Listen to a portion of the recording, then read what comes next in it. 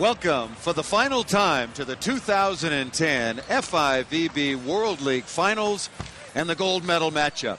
Will it be Brazil's record-setting 9th title, or will the new-look Russian team win their first gold medal since 2002? We'll find out next here in beautiful Cordoba, Argentina.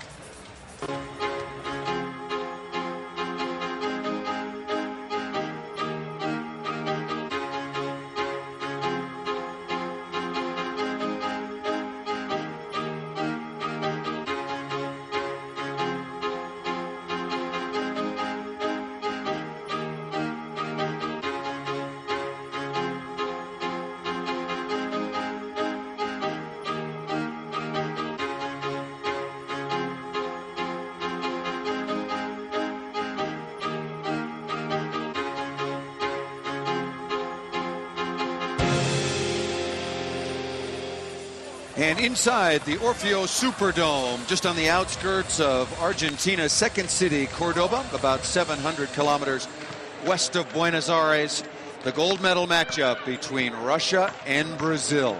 Meeting for the 4th time for the gold medal in World League competition. The first time was back in 1993. The next time was in 2002, and after that as recently as 2007. And now let's take a look and see how these two teams have arrived. Russia busy early versus Italy, 3-2, and then versus Cuba, and then in the semifinals, after a little bit of a struggle at first, absolutely destroyed Serbia. For Brazil, busy in the beginning as well. They needed 5 sets to take down the host Argentina. Also 5 sets and 16-14 in the 5th set to beat Serbia. And then in the semifinals last night, after dropping the opening set, Brazil advanced once again to their 9th final in the last 10 years over Cuba, 3-1. Both teams are out warming up. A look at first the starting list for Russia, and it's very interesting indeed. One of the key question marks with the health and availability of number 4 Taras Kate after he sprained his ankle in the semifinals yesterday versus Serbia. Landed awkwardly. He has come out. He's in the first 12. He's warmed up. We'll see if he can play. And also Yuri Bereshko, who has not played since the first match against Italy because of a knee injury, also in the lineup. So some interesting decisions by head coach Daniele Bagnoli of Russia. Now the first 12 for Brazil. Some very familiar names, but a lot of new faces on this Brazilian squad as well. Only a handful of players back from their silver medal at the Beijing Olympic Games. They are the defending champions, having beaten Serbia in Belgrade last year, 3-2 in what was a spectacular final. And also injury problems for Brazil. Visotto, their diagonal or opposite player, the second leading scorer so far in the tournament. He sprained his ankle last night in the 3-1 victory over Cuba, and he is unavailable. And now the very special presentation being made to longtime FIVB referees Kim Kun-tae of Korea and Umut Sokolu of Turkey. This will be their final match in the FIVB World League competition, and on behalf of the FIVB and the World League president Francesco Franchi of Italy and the secretaries of the FIVB refereeing commission, Hassan Mohammed from Egypt and Thomas Blue of the United States, we all wish to extend our thanks to these referees. They have been officiating in the World League, both of them, for well over a decade. So an honor much deserved. And the teams have finished their pregame warm-ups. Brazil in their traditional yellow uniforms and Russia in their equally familiar red.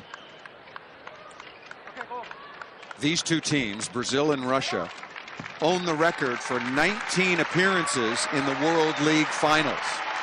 This is the 21st edition of the World League. The difference is Brazil has won 8 gold medals, the last coming most recently last year, as I mentioned, in Serbia. For Russia, only 1 gold medal, and that was in 2002 against Brazil in Belo Horizonte. Russia has been second on 4 occasions, the last time also losing to Brazil in Poland in 2007. The teams have taken to the center court, and we will have the playing of the national anthems first for Russia.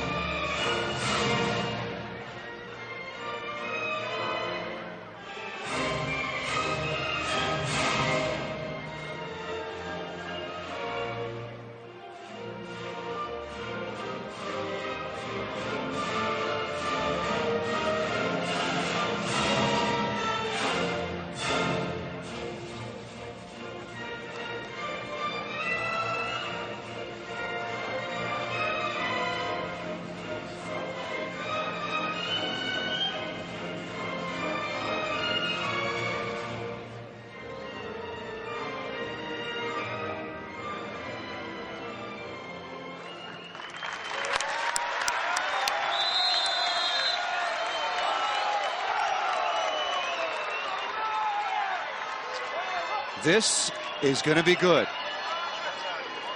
Warm-ups have been concluded, some opening pleasantries, and then two teams that are very, very familiar with one another. Brazil and Russia playing for the 28th time in World League history. Brazil with a big lead in the series. They have won 17 of the previous 27 matchups.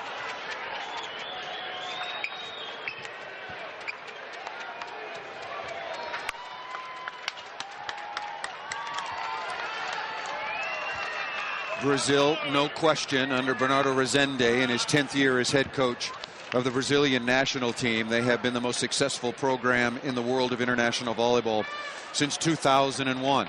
They won 5 World Leagues in a row from 2003 to 2007. They were Olympic champions in 2004, twice world champions, and also twice World Cup champions. Again, the introduction of our two FIVB officials. Kim Kun-tae will be the first referee from Korea, and the second referee from Turkey will be Mr. Umut Sokolu. Mr. Kim Kun-tae, his last World League match, he has met the age maximum, and Umut Sokolu facing the same situation. Both of them will officiate at the upcoming World Championships in Italy in October. Mr. Kim started officiating in the World League in 1997, and Mr. Sokolu in 1999. So Russia will be introduced first. Good crowd on hand here at the Orfeo Superdome. Argentina, as the host, made the finals, but they were eliminated in the preliminary round. Starters coming out. Denis Biryukov, along with Yuri Bereshko, making his first appearance in quite some time. Sergei Grankin, the key number 10. Yuri Bereshko injured his knee the opening night of the preliminary round. Dmitry Mazursky, the tournament's top blocker, along with Alexander Volkov. And the tournament's #1 scorer so far, Maxim Mikhailov, Valery Komarov, a very capable libero. And speaking of capable, their head coach, Daniele Bagnoli, out of Italy, has done a marvelous job in his second season, leading the Russian effort. Previously, a champion with Treviso and Modena in the Italian League 8 times over. Tio will start in place of Vizotto, out with Murillo. Murillo having a wonderful all-around tournament. Rodrigao and Lucas will be the starting middle blockers. And a little bit of a surprise here. For the first time since coming to the finals in Cordoba, Marlon will get the start at the setting position. Dante will be at the other wing spiker. And Mario has been filling in capably, and maybe even more than that, for the absent Sergio.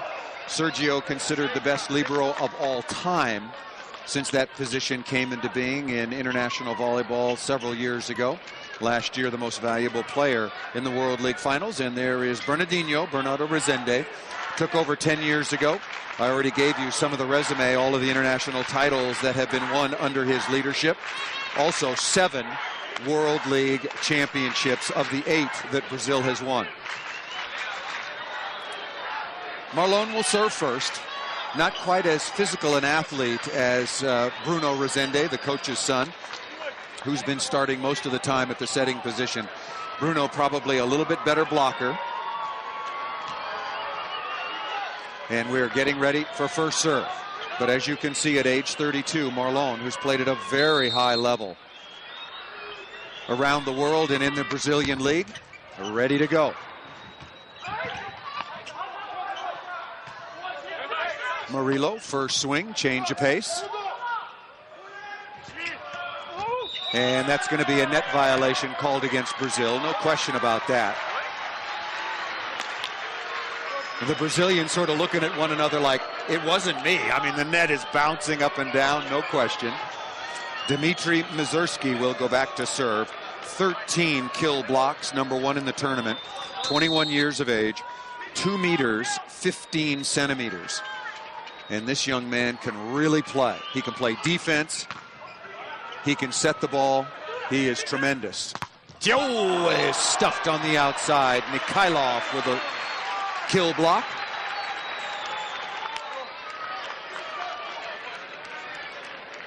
Tiao, a very accomplished player, plays his professional club volleyball. Kind of surprisingly, plays in the Japanese league. Not considered a very, very strong circuit.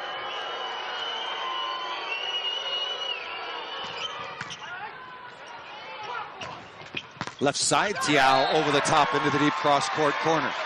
We're speaking with some of the Brazilian coaches before the match, and they think that Tiao, although not as good an attacker as Visotto 2 meters 12 centimeters, but what Tiao may lack there is he is a much better blocker than Visotto. Murillo mentioned having a very good tournament, tied for second in scoring. The best server.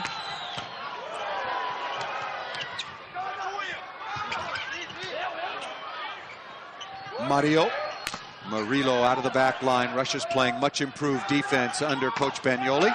Stuff block on the outside. Lucas, Tiao, and Dante. Started to say about Murillo having the best all-around tournament so far. I misspoke. He's tied for second in scoring. He's first in receiving overall and third in serving. Here is Murillo. Played with his brother, middle blocker Gustavo, for many years. Now Gustavo has retired from the national team. Boreshko with his first kill. You can see Yuri Boreshko, #10 in red, with a heavily bandaged left knee. He crashed to the floor in the opening match, a 5-set win for Italy. And when I spoke with Coach Daniele Bagnoli, he said he was going to see how his two injured players, Yuri Boreshko and also Taras Kate, warmed up. Kate sprained his ankle badly yesterday against Serbia. Nice shot that time down the line by Tiao. Good isolation set by Marlon.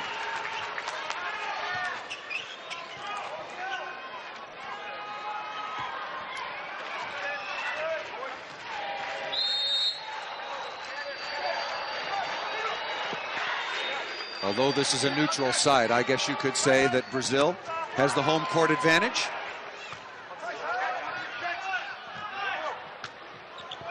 Quick set, Rodriguez crushing that ball cross court.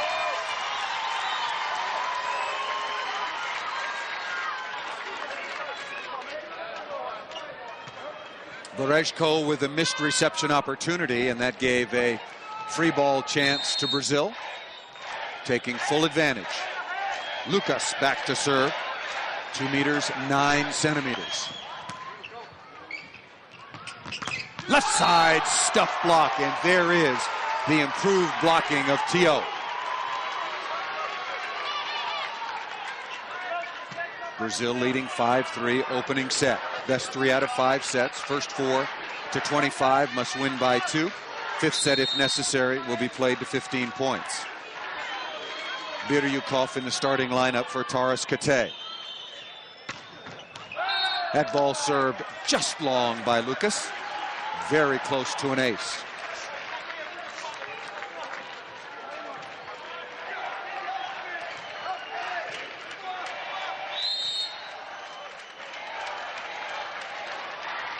Biryukov. Dante off of Sergei Grenkin and out of bounds. And so far Brazil is passing well, passing better than Russia. And also Marlon is getting a lot of one-on-one opportunities. There you see Volkov laid in the middle there. Good choice by Marlon. Here's Tiao.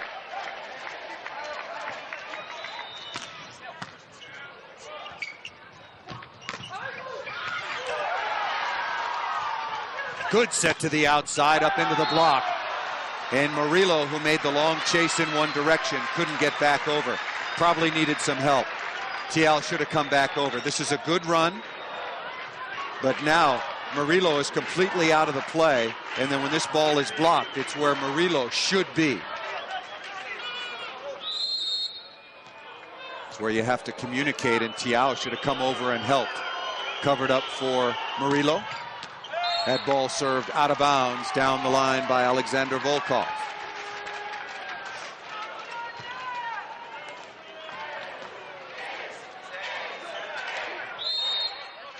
After playing many years for Olympiacos in Greece, Dante just finishing a season for Dinamo Moscow, but will be going back to Brazil to play there, as all of the Brazilian players, with the infusion of cash and sponsorship and television money, are moving back to Brazil to play in what is becoming a very, very strong league. Tial off the defense and scoring. The Russians wanted a 3-meter line violation. Grankin yelling for that. And we have come to the first technical timeout. We'll be able to get another look. Tial. And can't see it there. The referees did not. But if you're Sergei Grankin, don't officiate. Just play. Dig a ball and worry about the rest. First technical timeout of the gold medal match here in Cordoba, Argentina. Brazil leading 8-6.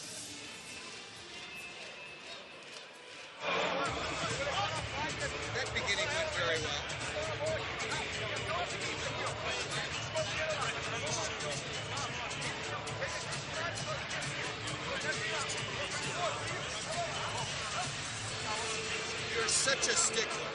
I mean,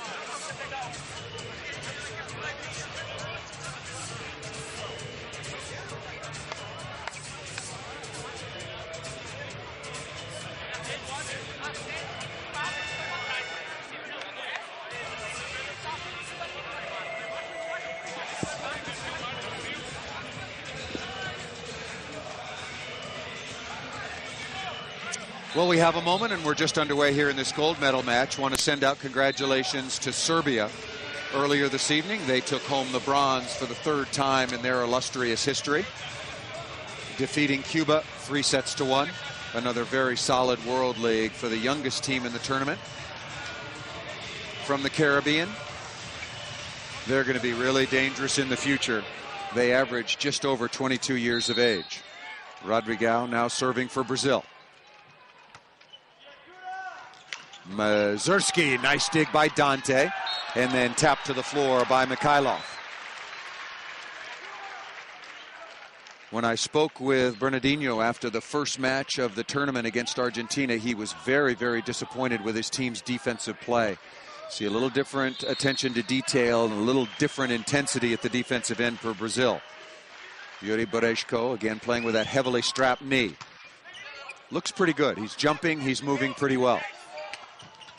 Murillo and Boreshko with a good chase. Mikhailov, unfortunately, ran into the bench, and that ball outside the antenna.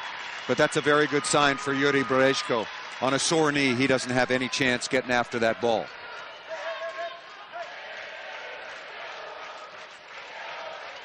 High flat, and there is Boreshko. There is a good look at that heavily strapped left knee.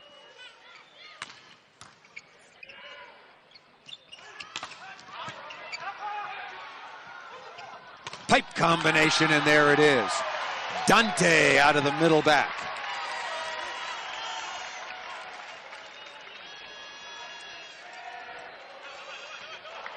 Russian blockers were there. Biryukov with a nice move to get a hand on that ball. The defense could not follow up.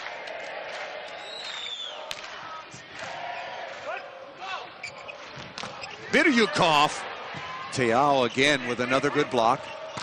And Mikhailov misses that ball badly. Tial is really playing well. He's already got one kill block on the outside and another one-on-one. And Seaman Petolsky now coming in. And he's going to play at an outside hitting position. Very interesting decision. So Taras Kate not available apparently. And Pitolski with the reputation of being not a very effective passer, so now playing out of position. He has been an opposite for many, many years. And you know that Brazil is going to go right after him. Apparently, Tarascate is physically unable to play. Mazurski. Good pass by Mario, but that can't be saved. Ball set too low by Merlon. Aggressive try, and even with the unforced error in the opening set, Brazil still leading 11-9. Number 2 in red, Szymon Pitolski. Very interesting decision indeed. We're going to have to see. This is a real roll of the dice by Daniele Bagnoli.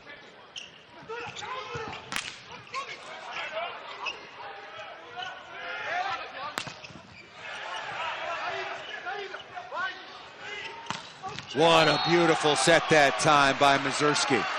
2 meters, 15 centimeters. Perfect set. Beautifully done. He can play the whole game, even at his height. And watch this swing by Mikhailov over the top of the block. Timeout taken by Brazil.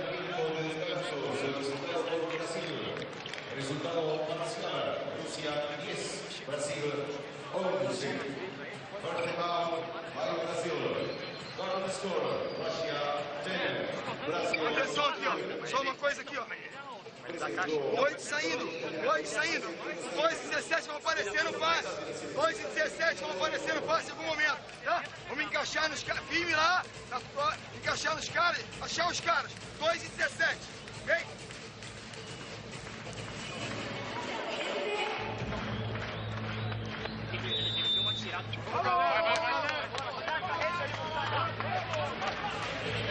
Interesting timeout taken by Bernardinho. Bernardinho's record since he took over the Brazilian program 10 years ago in the World League, 122 wins, 11 losses. 122 and 11. And another unforced error. So Marlon now has missed Lucas Satkamp twice, and we're tied at 11. 2 unforced errors.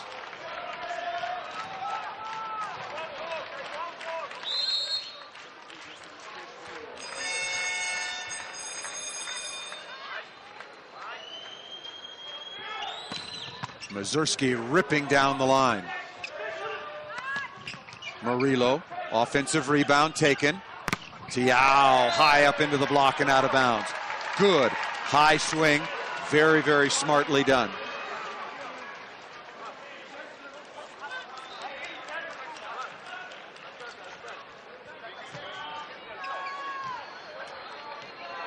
Murillo back to serve. Has 5 aces so far in the tournament.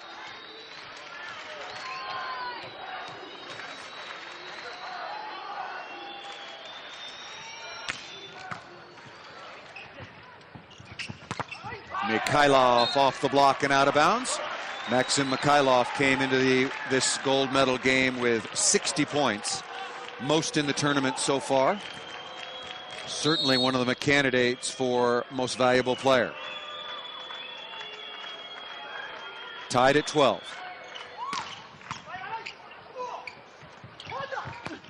Dante. Komarov with a beautiful sprawling dig. Look at this, ball's almost dropping. Dante again off of Grankin and out of bounds.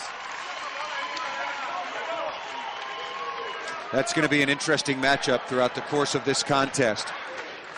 Can Sergei Grankin on the outside get the job done trying to block against a player the caliber of Dante? Lucas back to serve.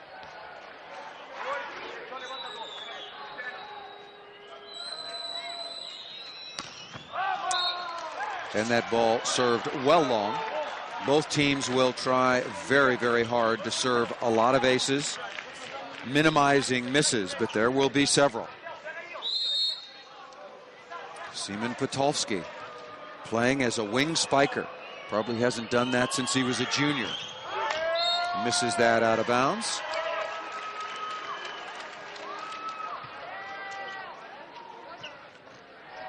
So Brazil should serve Potolski. He's number 2 in red. He's in position number 1. There he is right there. Brazil should go after him, and they do. Perfect pass. And blocked out of the middle by Alexander Volkov. At this level, there are no secrets. Yeah, Potolski, not bad technique. But if I were Brazil, I would serve him every ball. Tiao going to go after him again. And 2 perfect passes. Well done by Szymon Potolski. Well done.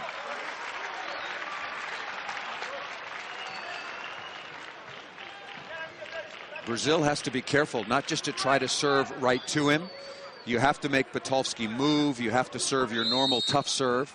Can't focus too much on just narrowing down your target on one person. Volkov. Dante again. Better block by Grankin.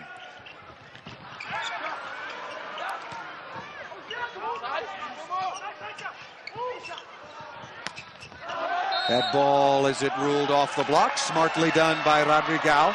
The Russians don't think that was a touch, but one detected. Very smart shot by Rodrigao, and the teams will head to the sideline.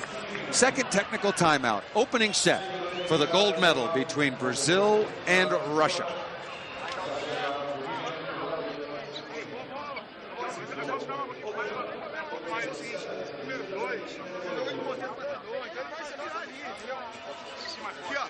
Só uma coisa, só o seguinte, não vamos aqui, ó, não vamos desesperar para achar o 2 só, porque é jogar o jogo, porque o 2, ele tá jogando ponteiro passando também, então é o seguinte, é jogar o jogo, ele é menos seguro que o outro, ataca mais, jogar o jogo, certo? Ah, não precisa ficar preocupado, isso aí é uma vez, entendeu? Vamos jogar o jogo, quem é de porrada, vamos jogar o jogo, bora, vambora!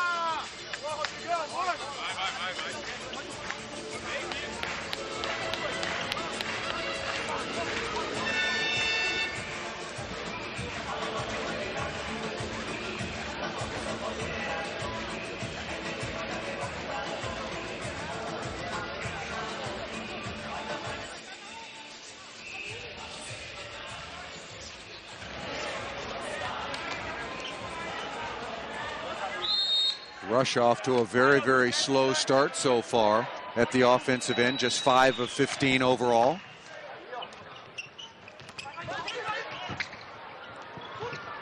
Dante, but he misses that wide out of bounds. That was a good set by Marlon. That ball was right there, a good choice.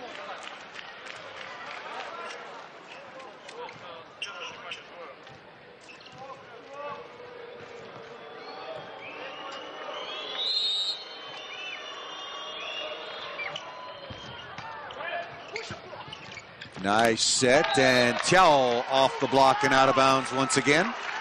Mario is doing an exceptional job passing the ball. Very, very good. The second best receiver in the tournament behind teammate Murillo.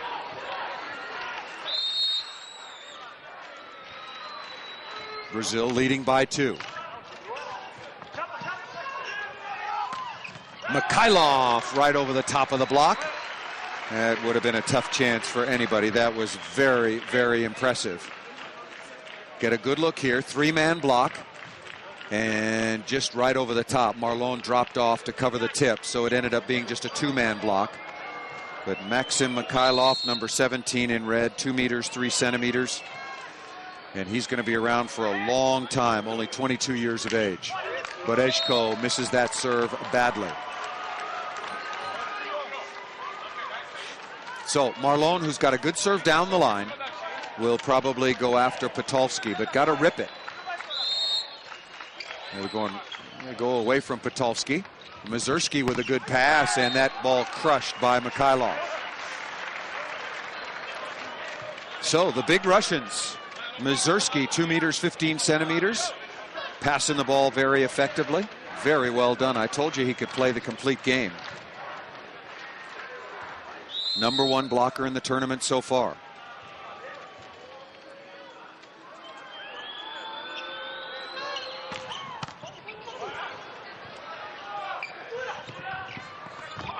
Good smart shot, offensive rebound. Murillo taking a look, another offensive rebound. And that ball touched on the block. The linesman called a touch right in front of the head referee. Hopefully we'll get another look. Murillo registers the kill. Yeah, absolutely. Right off the arm that time of Patolsky. That's good work by the linesman. Nicely done.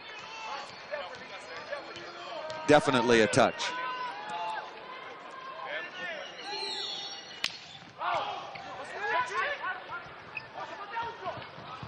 Pipe combination. And a touch was called in the back court.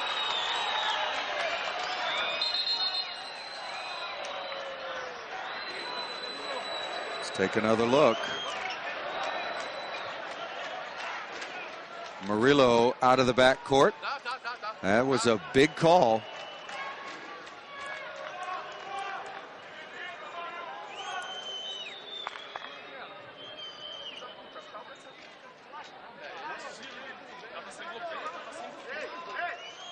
So now Brazil leading 20-17 in the opening set.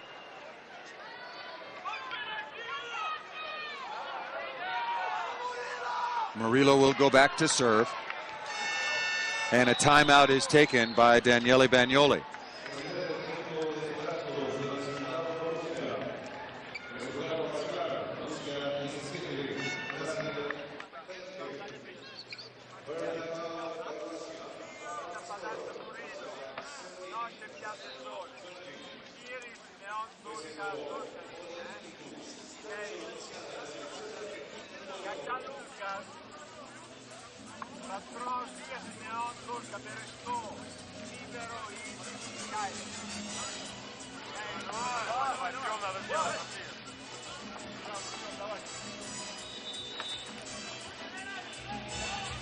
There's somebody that knows their history, and why not? Brazil is a volleyball country. Now that the World Cup's over, mind you. But the second most popular sport in Brazil. And people know that follow the team around, and there are lots of them in our headquarters hotel. They know that this would be a record-setting 9th overall World League title. Right now, Brazil and Italy share that total of 8. Dante tapping straight down. Good serving by Murillo. He won't get an ace, but that's a clean service winner that time on the overpass. And now a very comfortable lead for Brazil.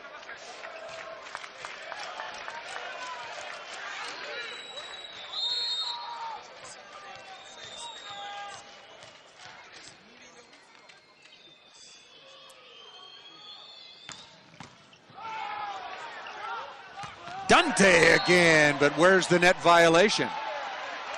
The net is bouncing around, but they don't call it on the way up.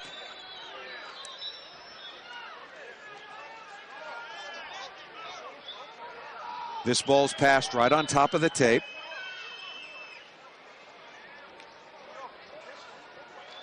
And the net is bouncing around like crazy, and timeout is taken by Russia. The only net violations called any longer are at the top of the tape. Anything goes at the bottom. So timeout taken by Russia, trailing 22-17.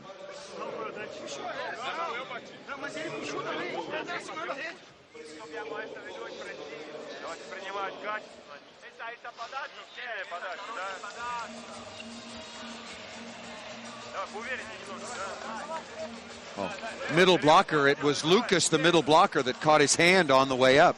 But that's no longer a violation. It's a rule change coming into this year.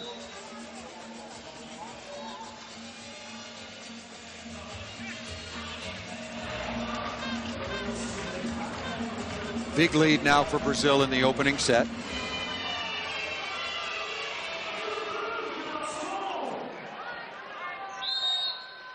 Remember, Brazil playing without their number one opposite or diagonal, Visotto, who was the second leading scorer in the tournament, out with a severely sprained ankle. And that ball outside the court on the jump serve miss by Murillo. Dmitry Krasakov coming in, 23-year-old, coming into block now for Sergei Grankin. Maxim Mikhailov, a very good server. he can get Russia back in this set. The short serve is really available, but that's not his strength. Lucas! Nicely done. And now the rest of the double substitution. A couple of players out of position. Dmitry Krasakov, who's usually a wing spiker, playing at the opposite, and coming on as the backup setter, Sergei Makarov, wearing number 16. Brazil 2 points away from the opening set.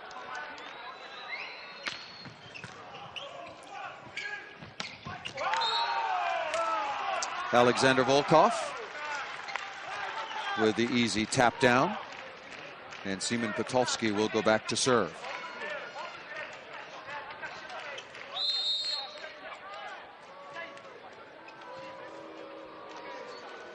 We're taking a good long while to put this ball in play. That ball served out of bounds. And now it is set point number 1 for Brazil. Double sub coming on. Bruno will go in the backcourt. João Paulo in the front for Marlon. So Cuba will, Cuba, I've got that on the mind from the bronze medal match. Cuba losing to Serbia, excuse me. Brazil will have 3 front court attackers.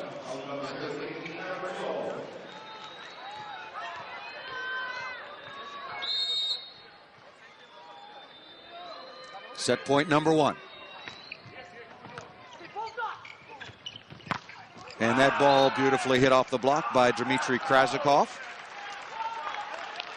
Be interesting to see what head coach Daniele Bagnoli does with his lineup. Again, Taras Kate, one of the leading scorers in the tournament at a wing spiker, number 5 overall. 25 kills, 10 stuff blocks, 4 aces. Ace serve, that ball right on the line. To finish that thought, Kate, who had been playing brilliantly, sprained his ankle in the semifinal yesterday against Serbia, is in the 12, came out to warm up, and was not in the starting lineup, and was not used as a substitution when Coach Bagnoli changed his wing spikers. Dante cuffs that one out of bounds, and a timeout is going to be taken by Brazil. It's now 24-22. Brazil has used 3 of its 5 set points. Timeout Brazil, leading 24-22.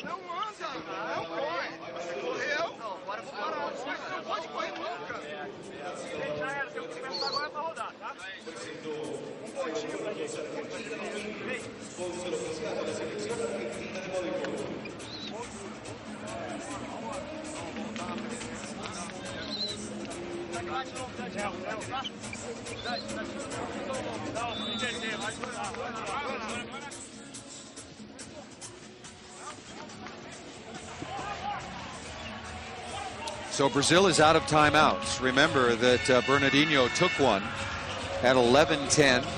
Kind of a surprising spot, but wanted to communicate something to his team. Good crowd on hand here for the finals here at the Orfeo Superdome, just outside central Cordoba. Volkov to serve, set point number 4 for Brazil.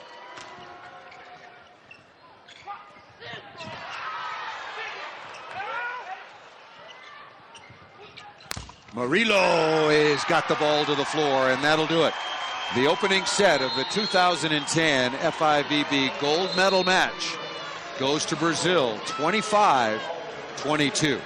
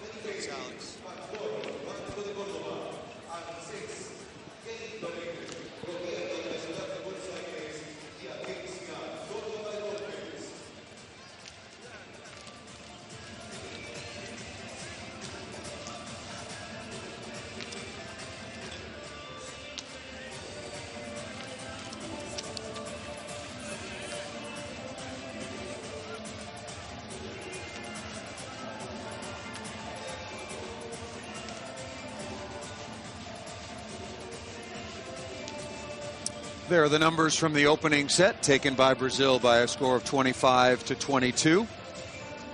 Look at that, Brazil outblocked Russia. That is a big, big surprise. Also, 10-2 in transition opportunities.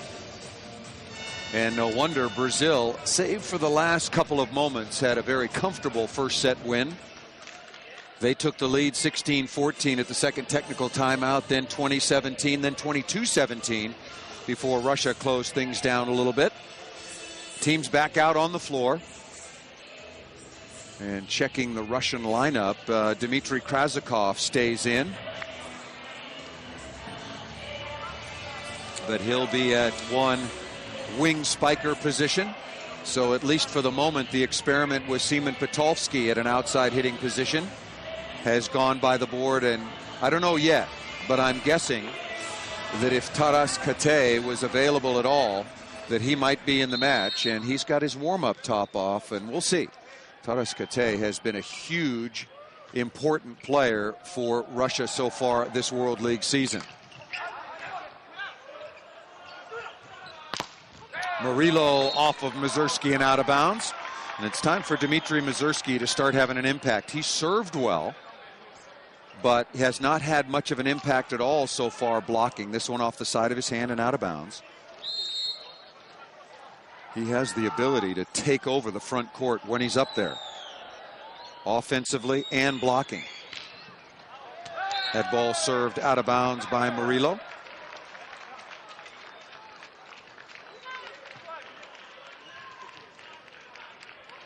Difference in that opening set, 10 errors.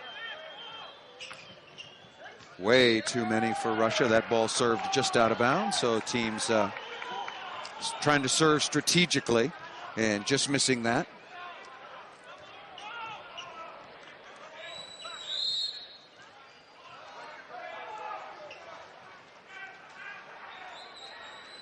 Lucas.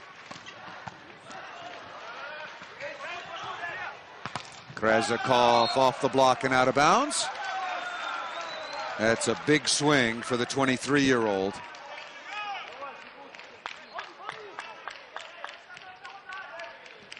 Three blockers for Brazil, high and off the hand of Rodrigues, number 14 in yellow in the middle.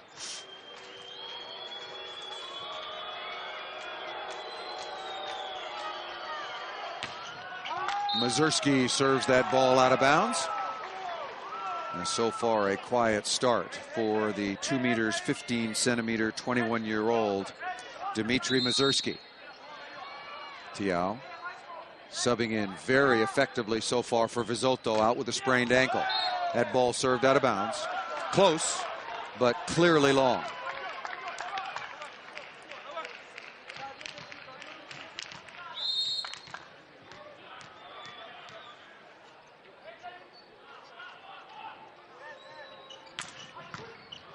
Good pass by Dante. That was a tough serve.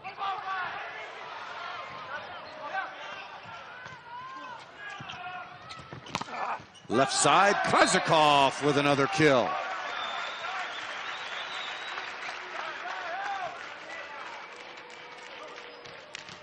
Haven't seen much of Dmitry Krasakov throughout the course of the World League season. Kate had been playing so well, but if you're in Russia's first 12, you're a world-class player. The same could be said, obviously, for any of the top teams in the world.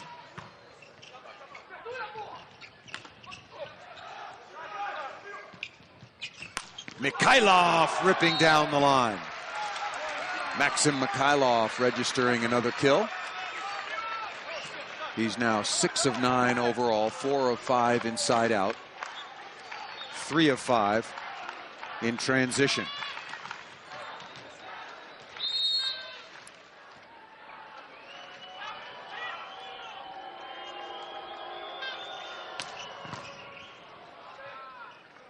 Good service pressure from Russia. Joust coming. Krasakov again, and down the line, off the block, no. Well, the Russians thought certainly that the ball had been touched, but none detected.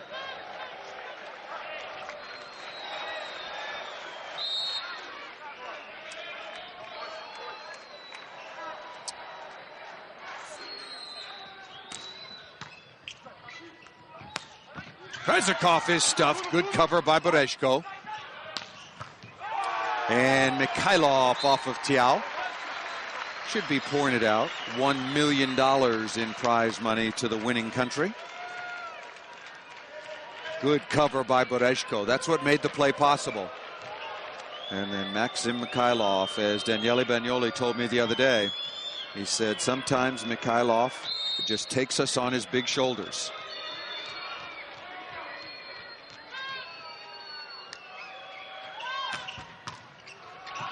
Good serve by Krasikov. Oh, look at that. Wow, how do you do that? Beautiful serve by Krasikov, almost a service winner. And then Volkov and Sergei Grankin just give it away.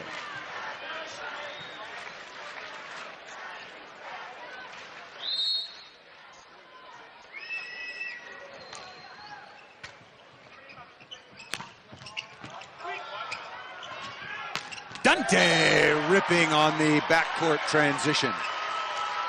So now Brazil leading 12-5 in transition points.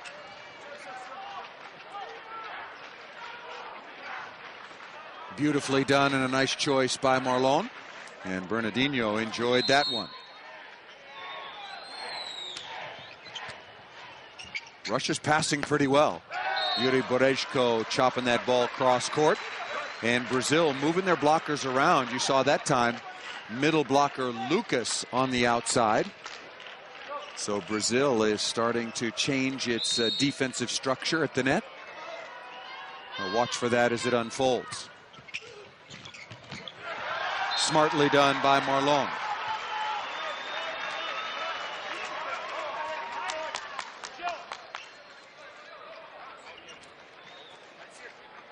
Clever play. Berezko was ready, just could not get enough wood on it. Tied at 7. Technical timeout coming after this point. Marlon has got a good serve. And Mikhailov hits that ball out of bounds. So a rare mistake by Mikhailov. We've come to the first technical timeout of the second set. Brazil leading 1-0 and 8-7 at the TTO.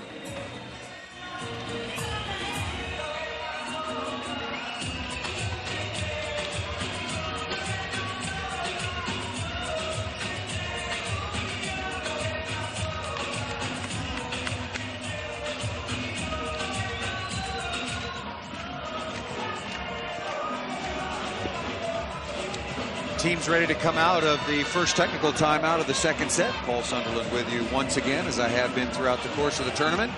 Here on behalf of the FIVB, this is the 2010 FIVB World League Finals. 6 teams started out the tournament. Brazil, Argentina, Serbia, Cuba, Italy, and Russia. Argentina and Italy were eliminated in the preliminary round. Brazil beat Cuba in the semifinals. Russia beat Serbia, and here we are for the gold medal. Oh, unloaded by Dmitry Mazursky.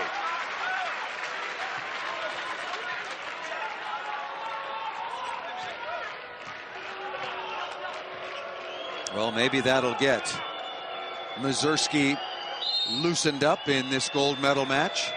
So certainly the biggest match that he has played in his young career. Got to watch for that from Grankin. That was almost a foot fault. We'll watch for that when he comes around to serve again.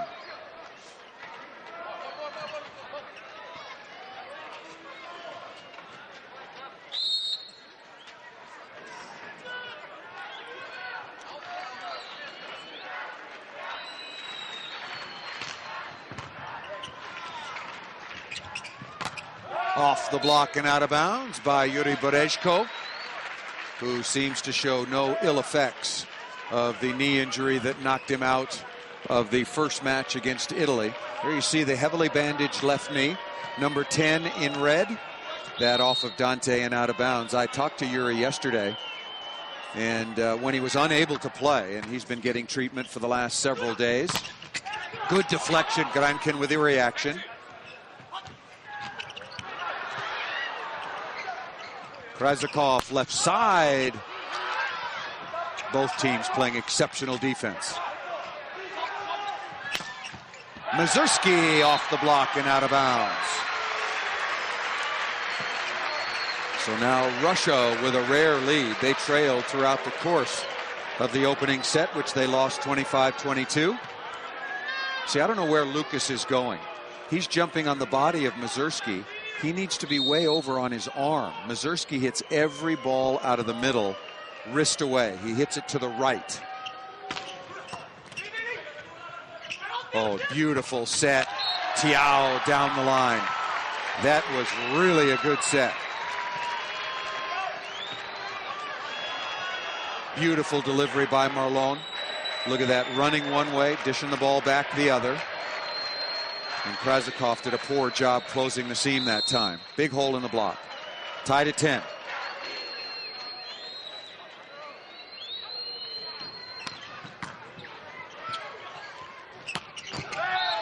Killed that time once again by Mazurski.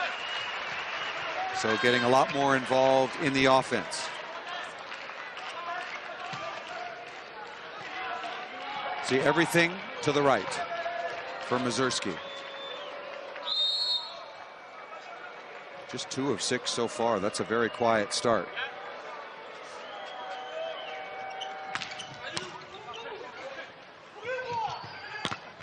Tiao, very smartly done. What are Tiao's numbers so far? Hitting 60%, 4 of 7 inside out, 2 of 3 in transition. Excellently done. And Tiao now number 5 in yellow, back to serve. Make it number 9, excuse me. And a service winner off of Valery Komarov. And now Brazil with the 12-11 lead.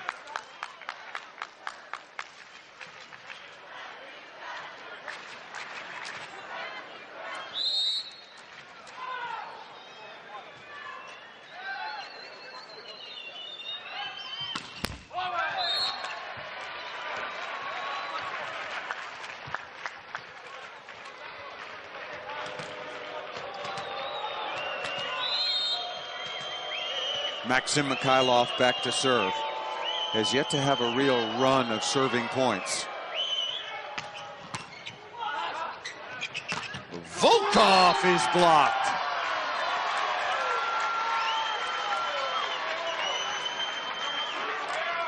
From almost a rebound ace to a ball straight down. And Alexei Kazakov, the 34-year-old captain for Russia, 3-time Olympian, will come in now. So now the 2 middle blockers for Russia are Kazakov 217 and Mazurski 215.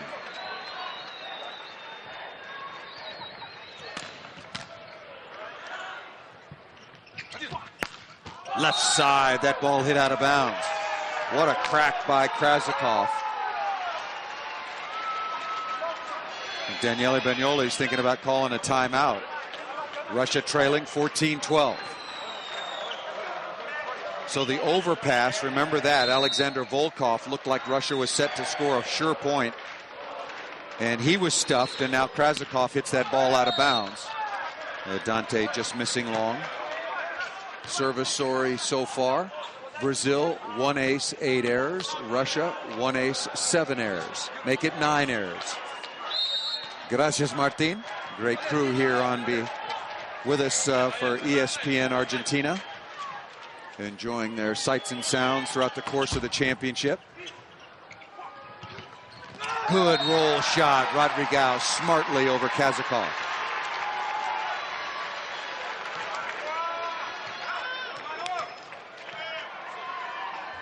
That's just very good recognition. I guess Kazakov is hard to miss. He is 217, so if he's up there, hands in your face, you better do something smart with it. Ball set tight, but Boreshko able to get that ball through. And mentioned before the match started that Marlon, the starting setter in place of Bruno. Marlon, a little bit shorter, not quite as good an athlete, and not as good a blocker. And left a big hole. You got to reach over, not up and then over, or you're too late.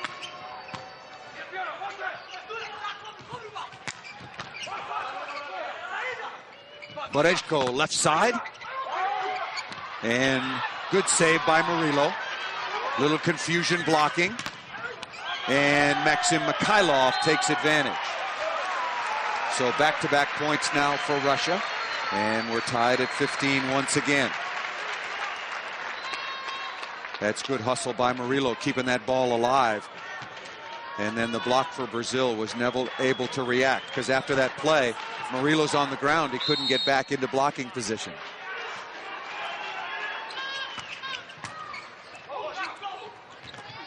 Lucas hits that ball out of bounds. That's 3 unforced errors and misconnections between the setter and the middle attackers for Brazil. Second technical timeout, Russia leading 16-15. This is the gold medal match of the 2010 FIVB World League.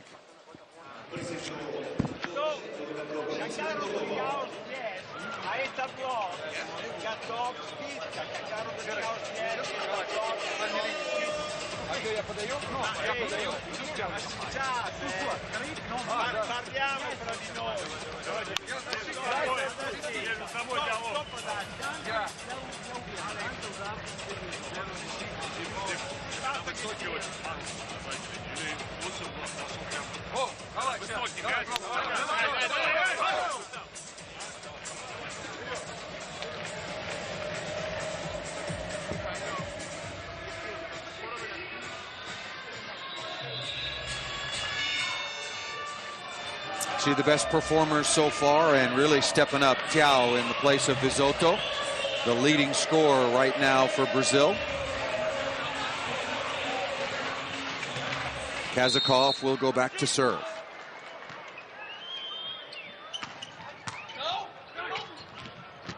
Murillo crushing that ball cross court away from Grankin.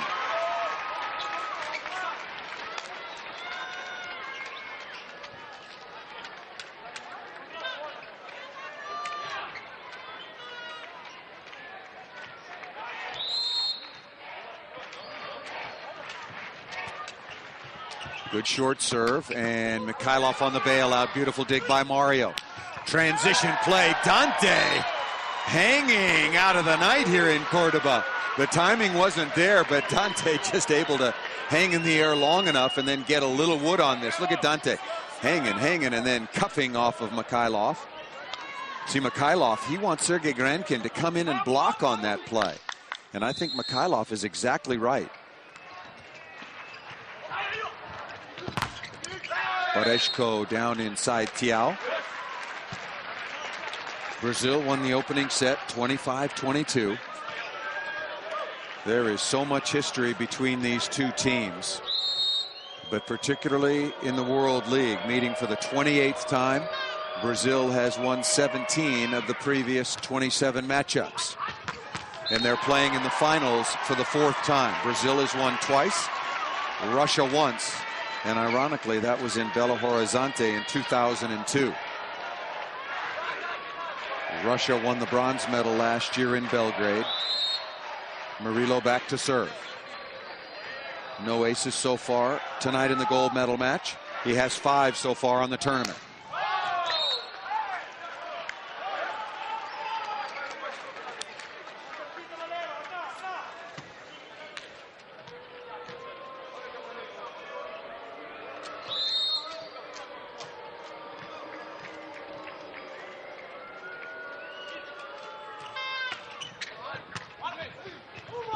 Oh, beautiful set.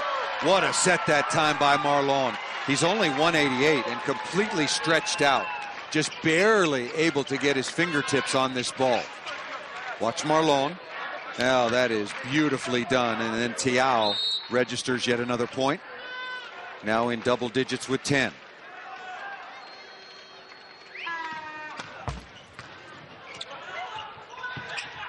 Left side, Krasakov off the block and out of bounds. Well done. Sergei Grankin is running Russia's offense faster and faster and faster and faster. It's what you have to do. It's all predicated on good passing first, but Grankin is really developing under Daniele Bagnoli, the Italian in his second season as head coach of Russia. Coach Bagnoli, 8 times an Italian league champion.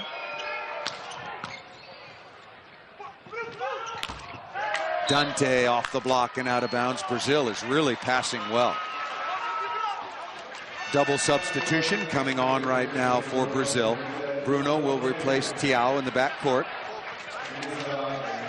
And João Paulo will come on and replace Bruno up front. That gives 3 attackers, balances out the offense and defense, a little more firepower on the floor. And Russia is poised to do exactly the same thing.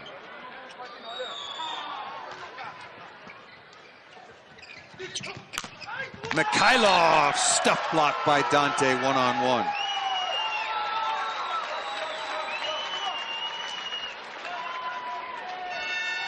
And timeout is taken by Russia.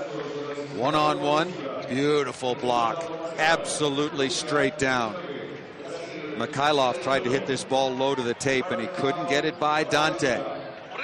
Yeah, Rezende Bernardino enjoying that one. Timeout taken by Russia. Brazil leading 1-0 and 21-19.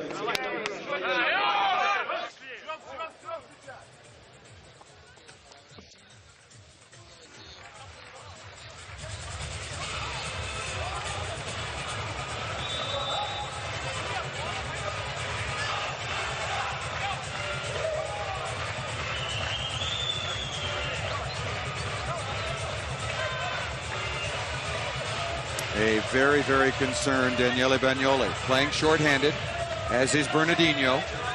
Taras Kate is dressed and in the 12, but so far hasn't played. He sprained his ankle last night against Serbia. And Vizotto, an ankle injury as well, is out of the lineup altogether. That ball off the block and out of bounds, and it touched Kazakov on the way by, and he's not arguing the call. Beautiful blocks by Dante and then Rodriguez. Take another look. Watch the left foot of Kazakov. Block. No, it hit. Wow, it hit Krasakov on the way out. Got to play more dodgeball as a youngster. That was huge. Krasakov was standing out of bounds, and he responds very nicely. Point in possession to Russia. They trail 22-20.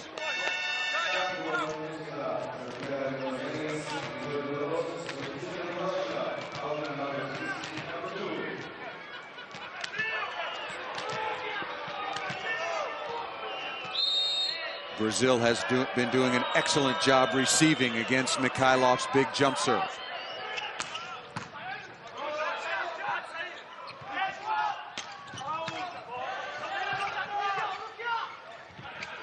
Razikov deep into the corner.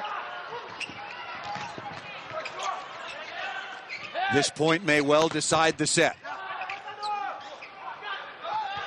Razikov again, 2-3 swings. Bruno's late. Beautiful dish that time to Dante. The Russians thought that ball was out of bounds, but right on the line. This is just one of those momentum kind of rallies. Beautiful set by Bruno, and that ball killed by Dante, and just like that, it is 23-20. Timeout, Russia.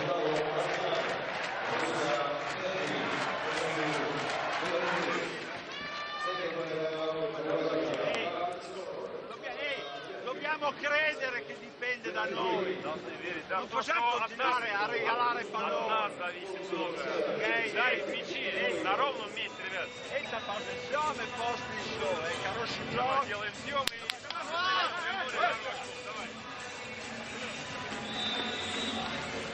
Russia, who had 16 stuff blocks against Serbia in just 3 sets. So far tonight against Brazil has only 2.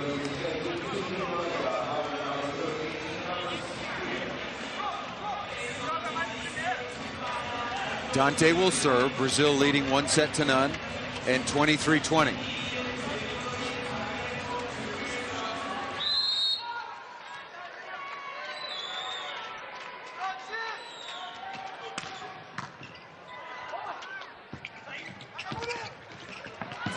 Mario is there.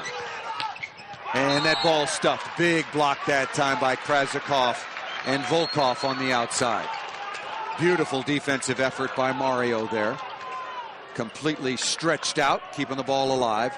It's a pretty good set to the outside to Murillo, but where does it hit? Yeah, down in the arms. Got to get that up into the hands if you hope to get an offensive rebound. Brazil out blocking Russia 6-3. Wow.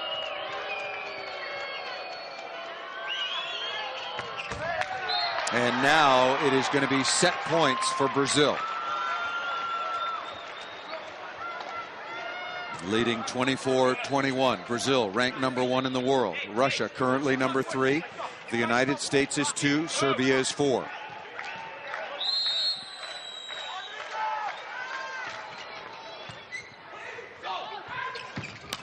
Patulski ripping that ball cross court. So 1 set point is saved by Russia. And Alexander Volkov, average server, just an average server, so not a big weapon for Russia. It's got to be a tough serve, but obviously it must be in the court. Set point #2. And that'll do it. João Paulo puts down set point #2.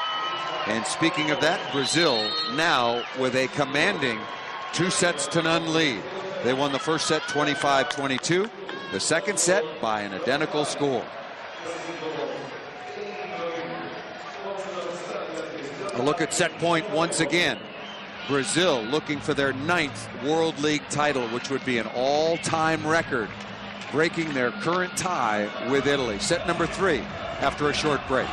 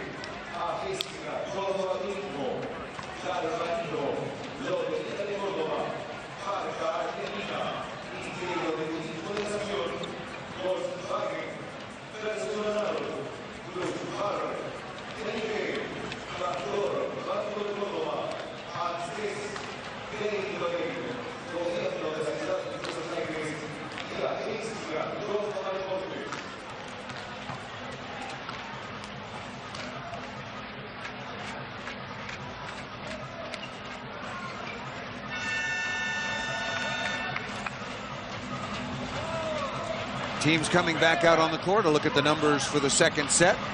Brazil with 3 blocks over Russia. Attacks a little bit to Russia's advantage. Transitions even. Right now, Brazil out blocking Russia And also, to me, the story of the match is Tiao, in place of Vizotto at the opposite or diagonal, hitting 62% in kill percentage, 8 of 13 and 2 of 3 in transition. Tiao, number 9 in yellow. Brazil will start serving. Vizotto at the opposite position. Tiao, number 9% in kill percentage, 8 of 33 in transition. Tiao, number 9 in yellow. Brazil will start serving to begin this third set.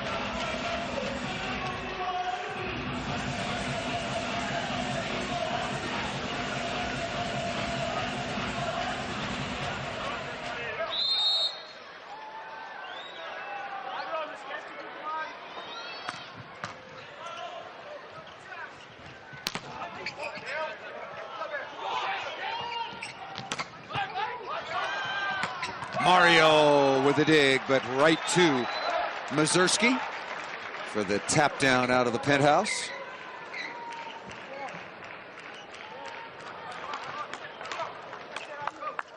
Mario is playing exceptionally well.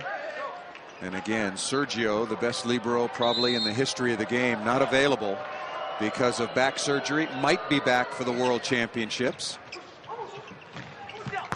Tiao banging that ball down the line once again.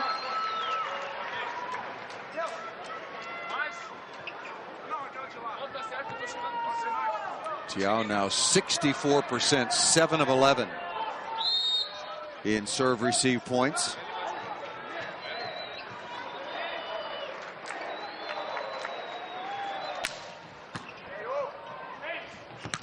Mazurski deep into the court. That's unstoppable.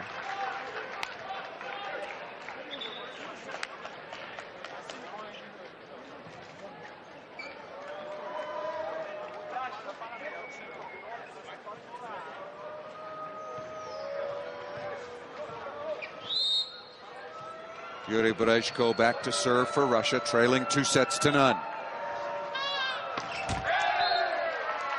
And if you're just joining us, this is the gold medal match of the 2010 FIVB World League from Cordoba, Argentina. Earlier this evening, Serbia in 5 sets defeated Cuba to take home the bronze.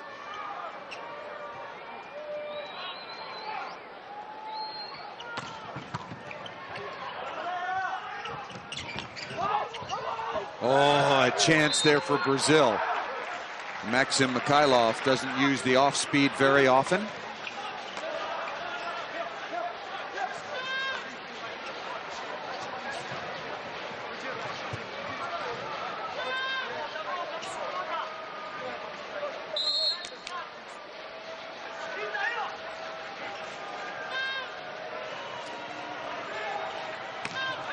Good serve by Mazurski.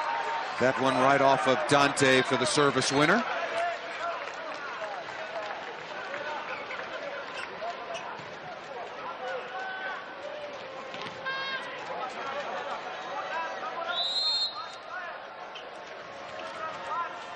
Mazurski was very quiet in the opening set and started to get involved in the latter stages of the second.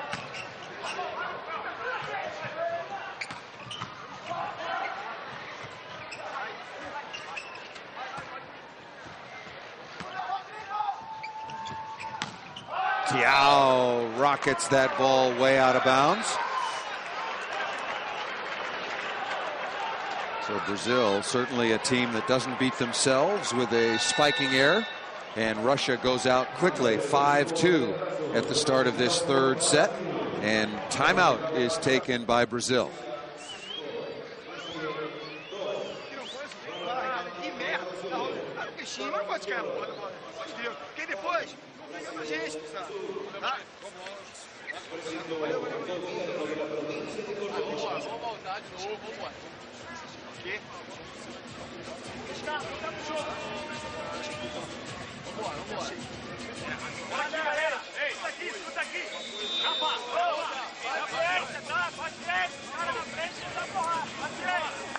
Saw a very interesting trio there.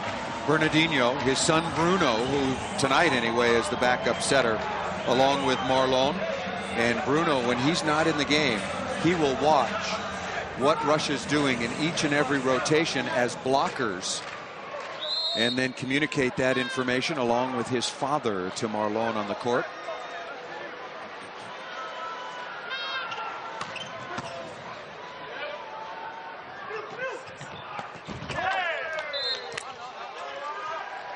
That's a net violation called against Russia. That's against Alexander Volkov. No complaining there. And Tiao will go back to serve. So that's a break there for Brazil. They were in trouble on that particular play.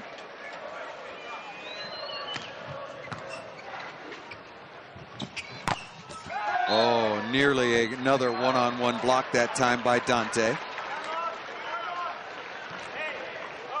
It's tough enough for 2 or 3 blockers to stop Maxim Mikhailov. But Dante is one of the best one-on-one outside blockers there is.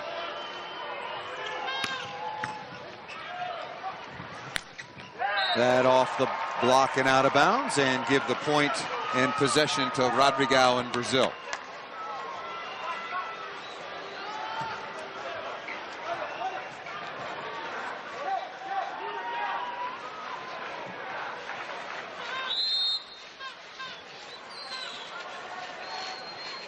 Dante.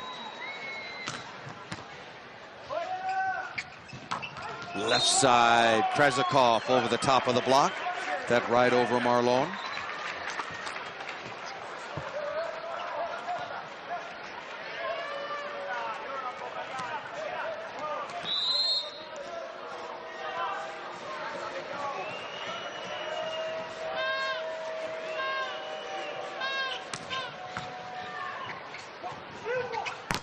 Left side, Murillo is stuffed right on the line. That ball set too tight. Especially against the Russian block, you need a little more room. Speed is good, location is all right, but it's just too tight to the net. Russia gets to the opening technical timeout, currently doubling up on Brazil, leading 8-4 but trailing 2-0.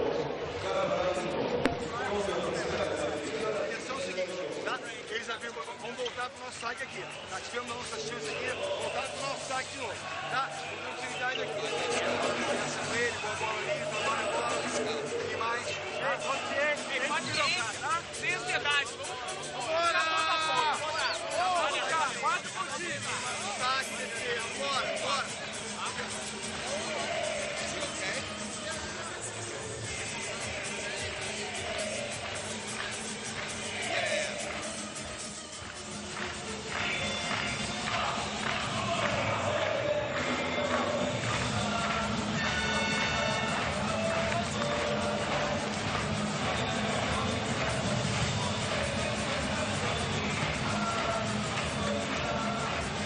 Boy, that is such a low total for Russia.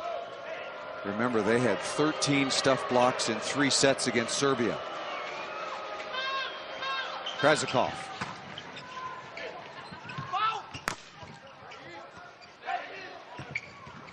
Oh, beautifully done. I'll tell you what, the key to that play was the perfect pass by Mario. Just going to the sideline now, the libero. He got in on the cover. You don't see the contact, but look where the location is. Beautiful play by Mario.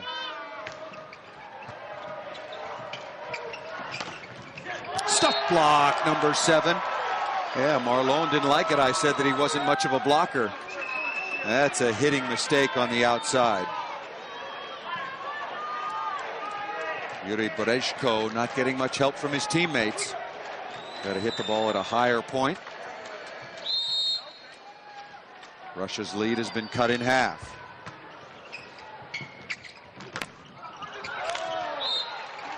Good block on the outside by both Marlon and Lucas.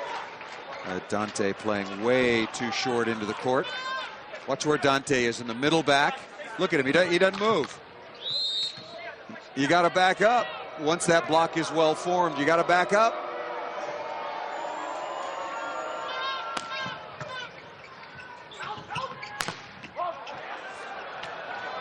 Mazursky blocked that ball standing on the ground. And that off the block and out of bounds.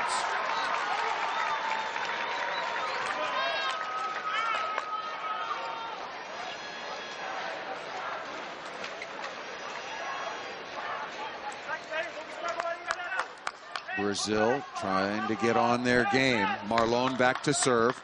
Brazil leading 2-0, but trailing 9-7 here in the third. Both teams playing shorthanded.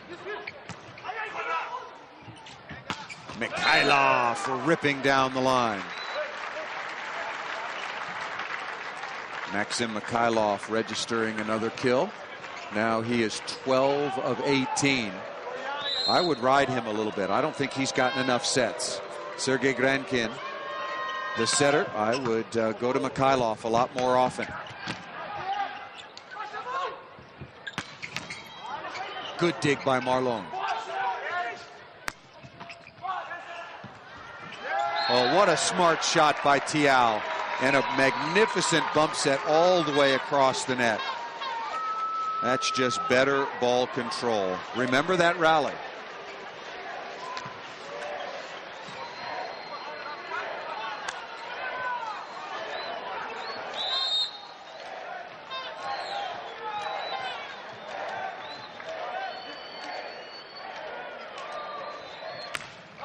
That ball served well out of bounds by Murillo. Can't quite find the range. He has 5 aces so far in the tournament.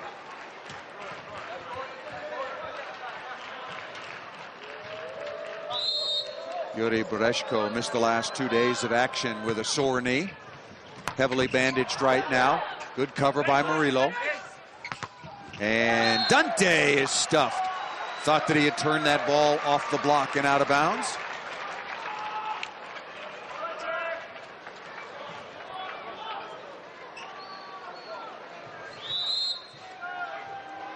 Bereshko again.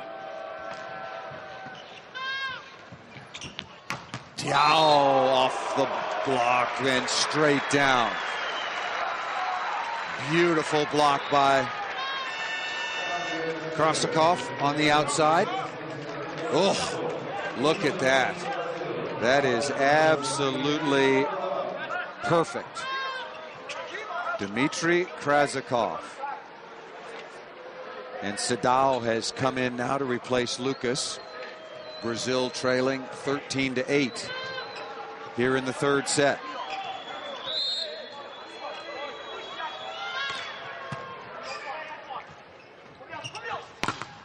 Dante is blocked once again. Timeout taken by Brazil. Russia only had 3 blocks coming into this set, and they've gotten 3 more in about the last 4 points. Look at Mazursky, number 13. A little lucky there off his hand. And right into the body of Dante.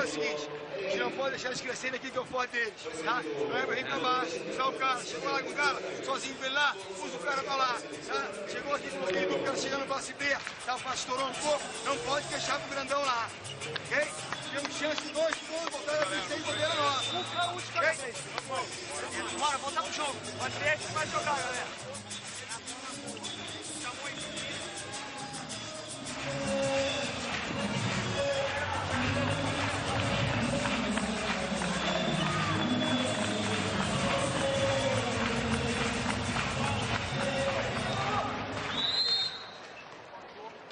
Bereshko continuing to serve. Russia with a big lead right now. And extending that. One-on-one on the outside. That ball stuffed by Mikhailov. I'm telling you, these balls are set too close to the net.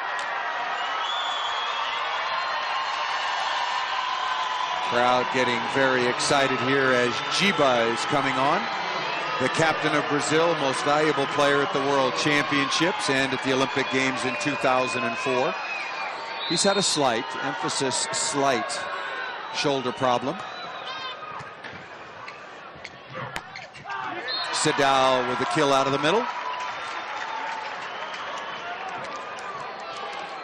Sadao came on against Cuba and played very well in the semifinals. But Mazursky is right there.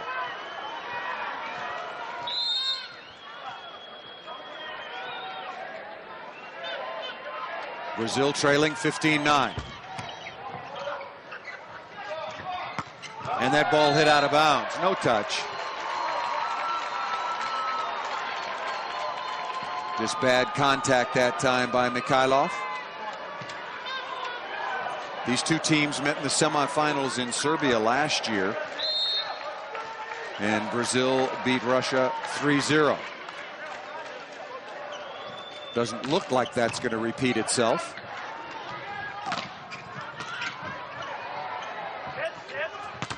Jiba is stuffed by Mazursky again. Dmitry Mazursky is really starting to put a big handprint all over this match. Oh, beautifully done. Yet another block for Russia. Second technical timeout, Russia leading 16-10.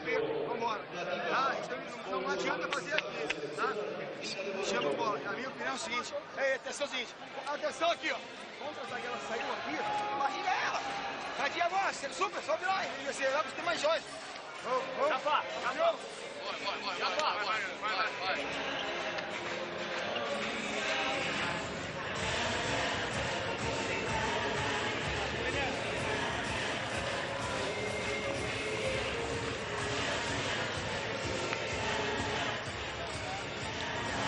Biggest turnaround for Russia in this third set. They have outblocked Brazil 6-1 in this set alone.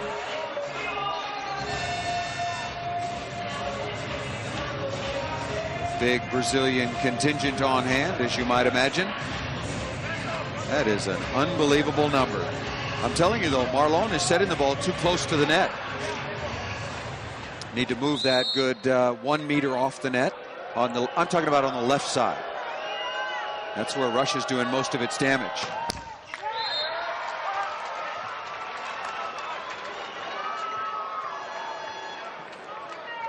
Double sub coming once again, João Paulo and Bruno.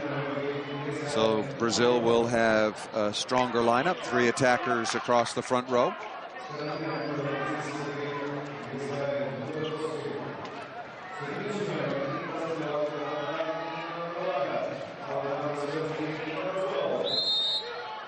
Russia still with a comfortable 5-point lead, but nothing comfortable about them trailing 2-0.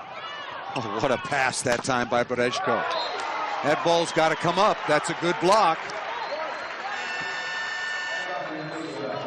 That's a good soft block. Anytime you can slow down Mikhailov, you have to take advantage.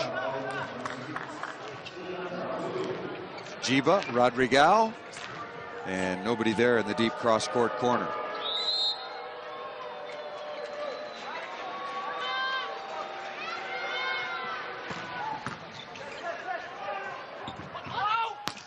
Chow crushing that ball off of the left wing. Double sub now for Russia. Backup setter Sergei Makarov is on number 16 along with number 2 in red, Seaman Patulski.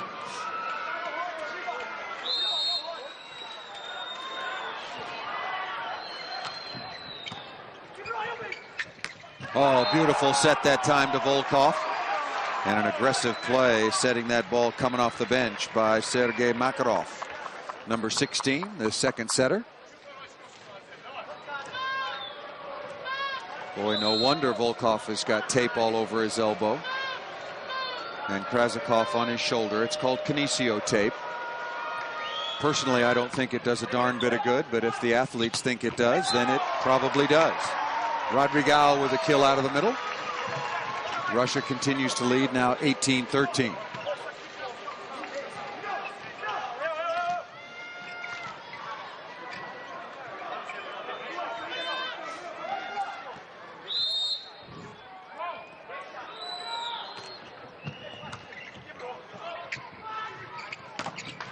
Off the block and out of bounds. Not a well-formed block. Yeah, and Bernardinho is telling João Paulo, got to press over the net. João Paulo at 2 meters 4 centimeters. Got to put up a strong block with Sidal.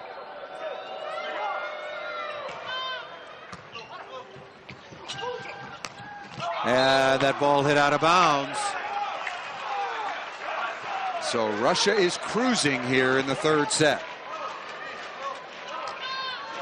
It's a good set. Perfect location. Just missed badly out of bounds. That was a good set.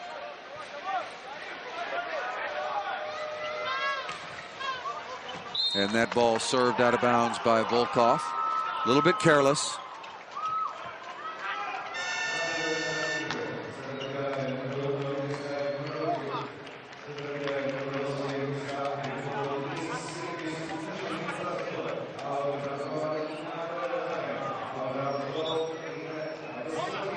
Marlon back to serve.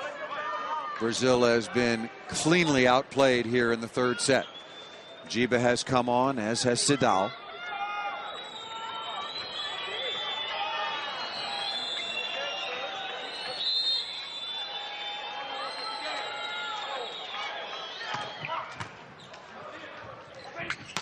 Crushed to the floor once again by Mazursky. I said it in the first set, I said it in the second, and I'll say it again in the third. Watch where this ball goes. Mazursky hits the ball right where he's looking. You have to make him change the direction. You have to jump on his arm, not on his body.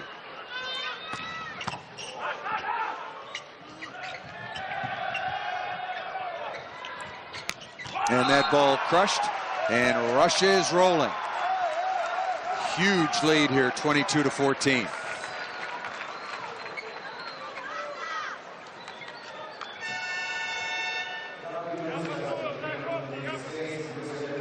Substitution coming back on.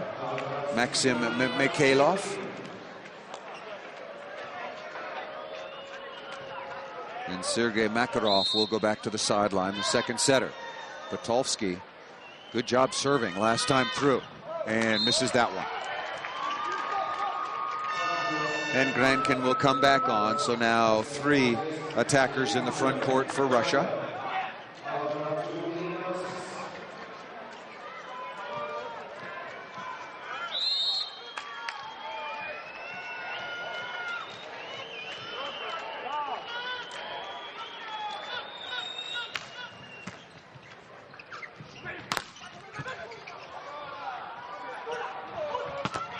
Jiba into the block. Oh, nice set. Better block by Jiba. And Mazursky off the block and out of bounds. So Mazursky racking up the kills after a pretty quiet start. Mazursky now 7 of 11. 11 points overall after a very, very quiet start.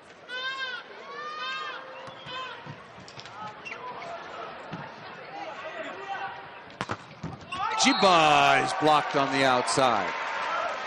And so now it is set point for Russia.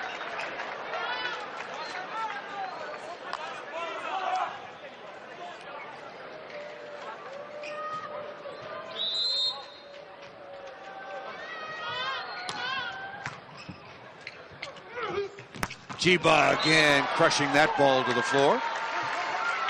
Well, Russia certainly will take this third set. And we will play on for the gold medal here in Cordoba, Argentina.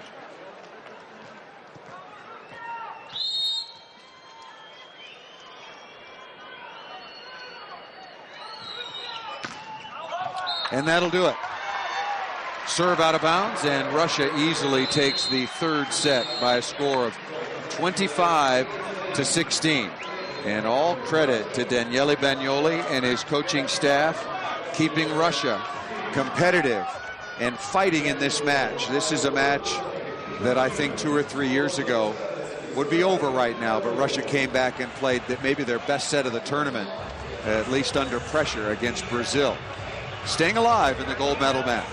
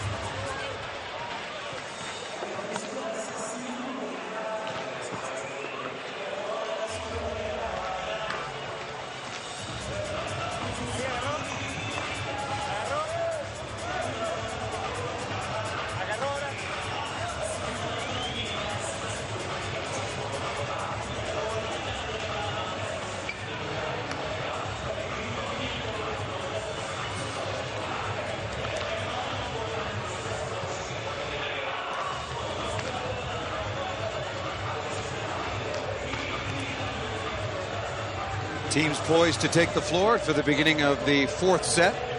Brazil won the first two sets, and then Russia bounced back and absolutely crushed Brazil in that third set, 25-16.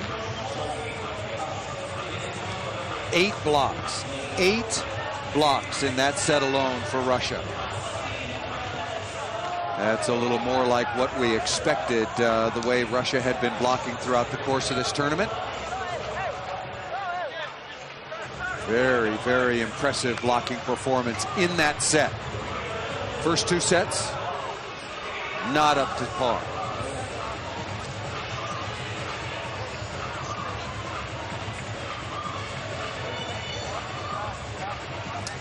Background, the beautiful logo for this World League Finals in Cordoba, Argentina, the hands of the world. Very beautifully done all around the arena.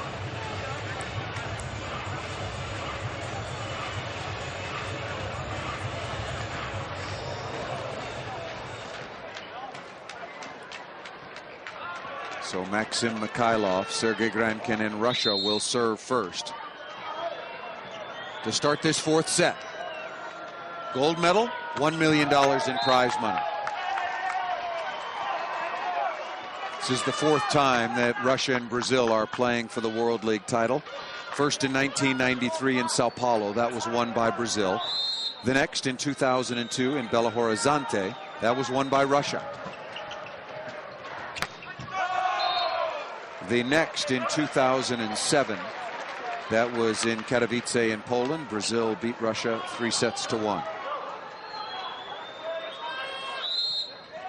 And most recently, the last meeting, Brazil beat Russia 3-0. Last year's World League final in the semis. Off the block of Krasikov into the antenna. Nobody's complaining. Just took the officials a moment to sort it out. They're into the arm, into the antenna. Right decision.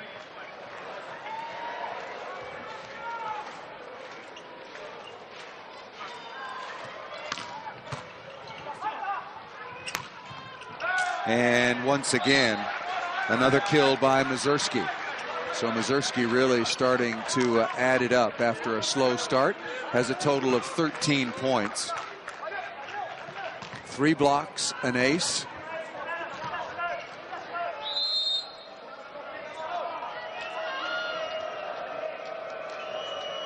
To go along with his 9 kills.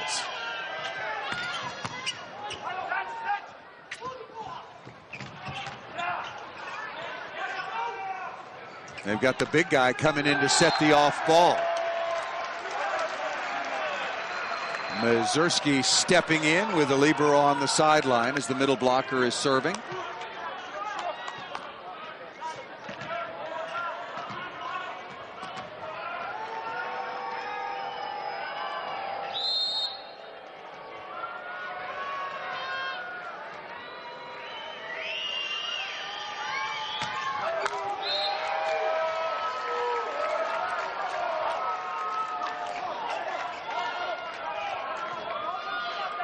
Just underway here in the fourth set. Brazil leading 2-1.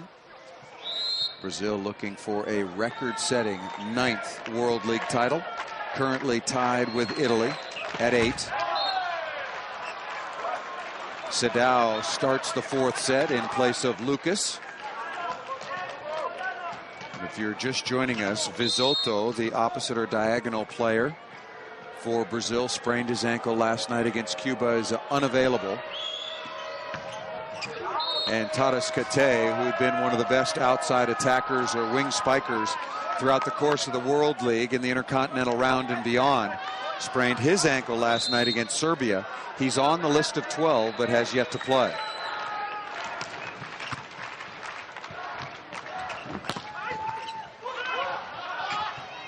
Well, Volkov should have hit that. And that ball crushed down the line by Maxim Mikhailov.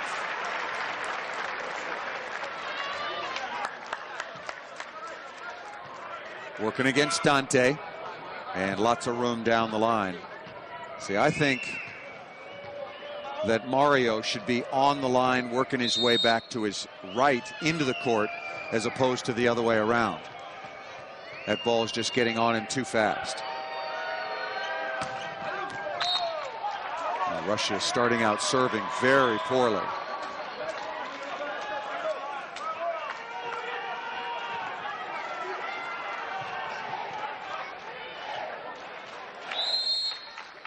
Tied at 5, fourth set.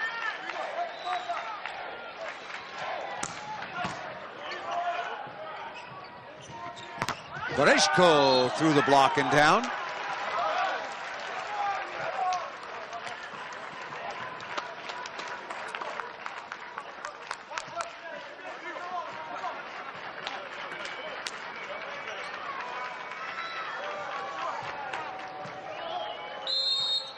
Volkov, as I mentioned before, just a very average server.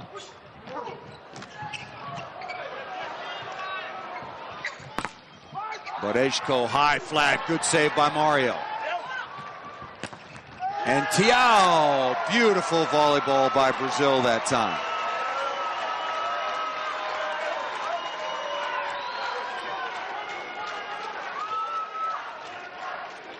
I think Tiao was over the 3-meter line.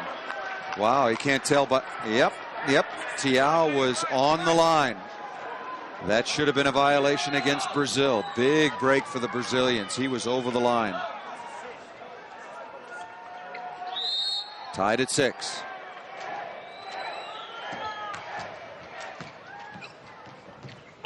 Mazurski able to tap the ball to the floor.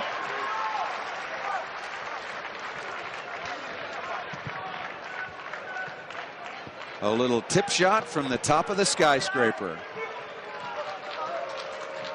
He's really a good player. We've seen him set balls, dig balls, dive after balls. He's just not tall, that's for sure. He can really play. Boreshko off the block and out of bounds. Going after Marlon. Outside blocker for Brazil, the second setter who got the start tonight against Russia. And at the first technical timeout of the fourth set, Russia leading 8-6 over Brazil.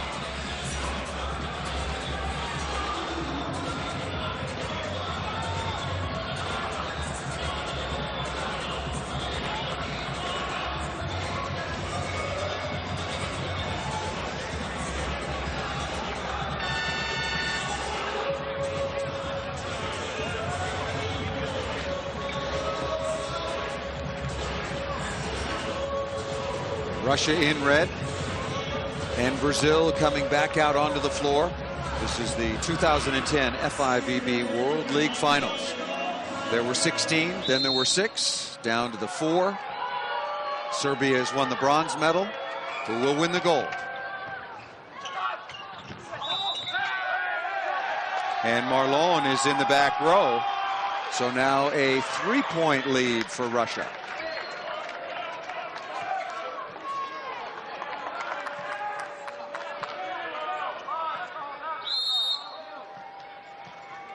Excuse me, that was a net violation. Now that I look where Marlon is. And Dante ripping that ball into the middle of the court. Out of the back row.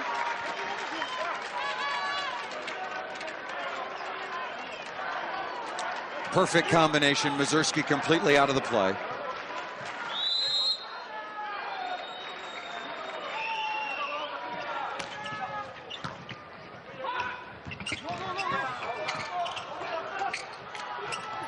Oh, good block by Mazurski after it looked like Brazil would capitalize on a misconnection by Russia.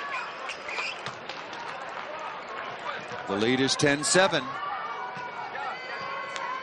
As I mentioned, and have done and probably will do for the next 10 years, Dmitry Mazursky can really play.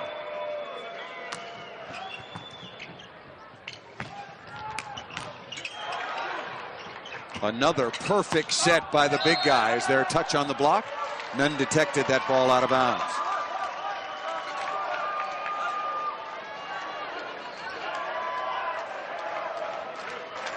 Brazil looking for some answers. They were looking very comfortable indeed, leading 2-0. Got absolutely hammered in that third set, 25-16.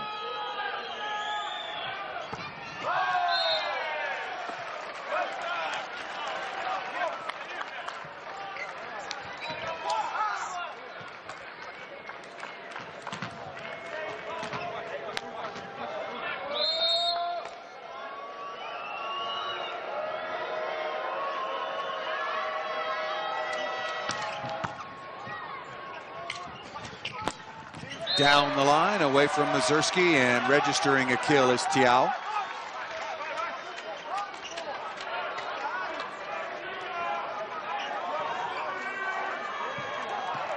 That's a very, very good shot. Mazursky making a good attempt down the line defensively. Here is Sidao. Oof, oof. Back-to-back missed serves now for Brazil.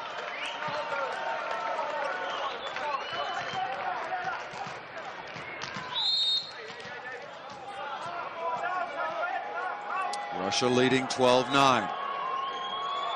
This certainly feels like 5 sets. That ball served out of bounds.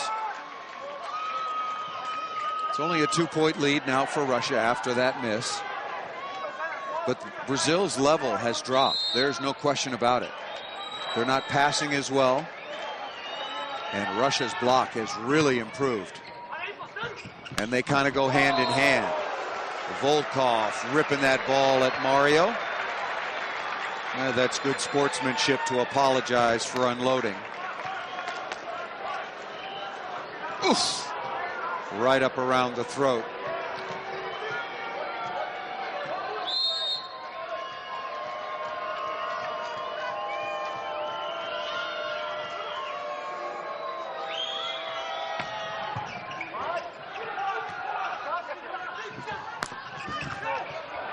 Krasikov with the dig.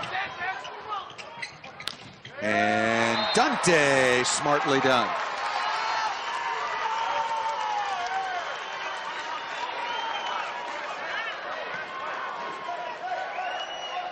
Krasikov, good effort to keep that ball alive. And then Dante, look at Alexander Volkov's in no man's land. And Dante found him.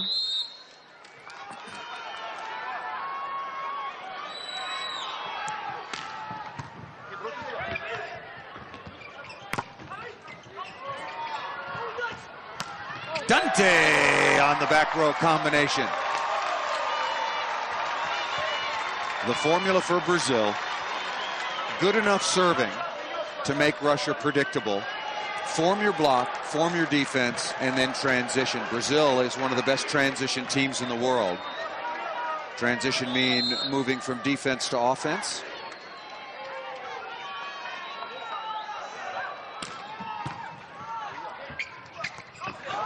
Another chance.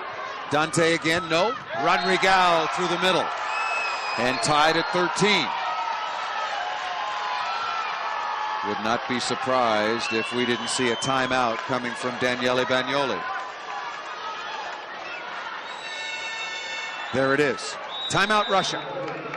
Tied at 13.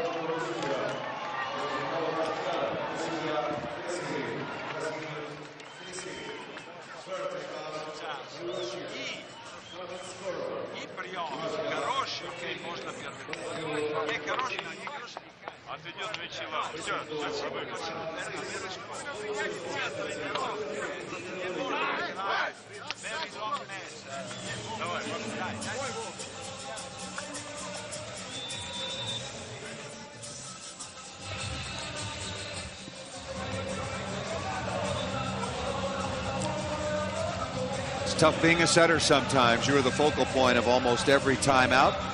And there, Daniele Bagnoli talking to Sergei Grankin about some of the decisions that he wants him to make. And you see the leading scores. What a performance by Tiao. In for Vizotto, the tournament's second leading scorer. And also, Vizotto with the highest kill percentage of any hitter in the tournament.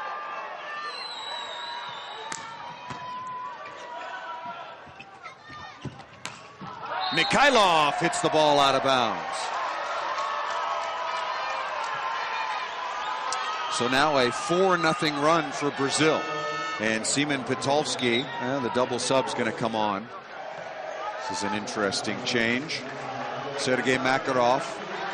And so there'll be 3 attackers up front.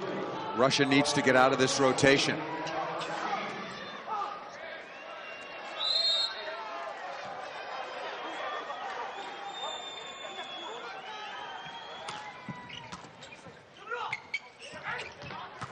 Pitolski off the block and out of bounds. Good clutch play by the veteran.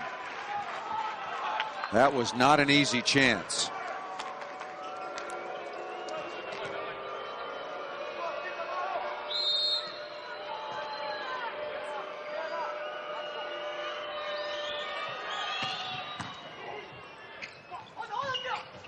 Tiao high off the hands of Mazursky and out of bounds.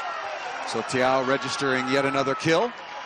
And Brazil leading 15-14, and most importantly, 2-1.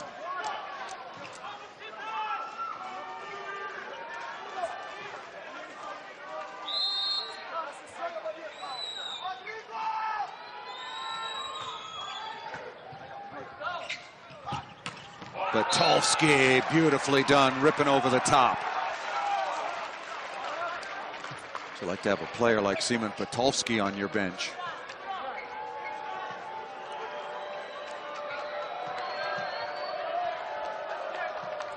Tied at 15.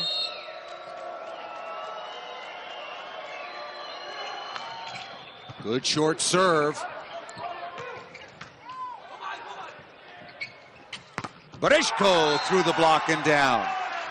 So Russia stumbled there for a moment, and then a very, very well-used substitution by Daniele Bagnoli. Going for the double sub, and at the second technical timeout, 4th set. Russia leading 16-15.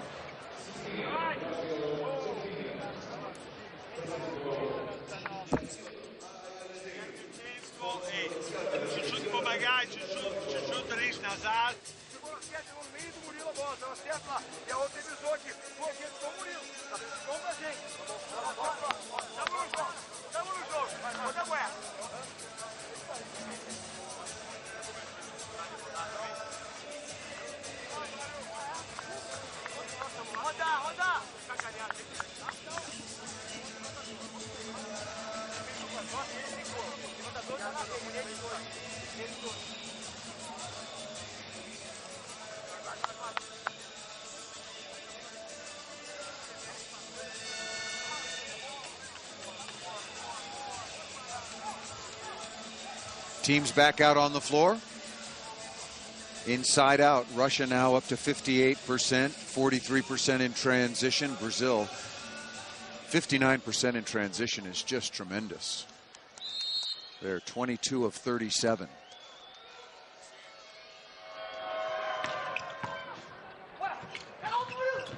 Murillo, beautiful dig by Komarov. This is a hittable ball. Down the line, but out of bounds. Must keep that ball in play. Cannot miss the court if you're Yuri Bereshko. You're rallying better, you're playing better defense.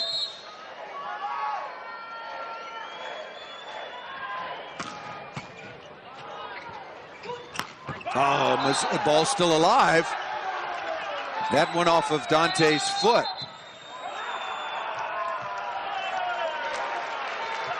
Wow, I thought that was an early whistle. That ball, watching the backcourt. No, it hit the floor. That ball hit the floor. Off his leg and then into the floor. That's a good call.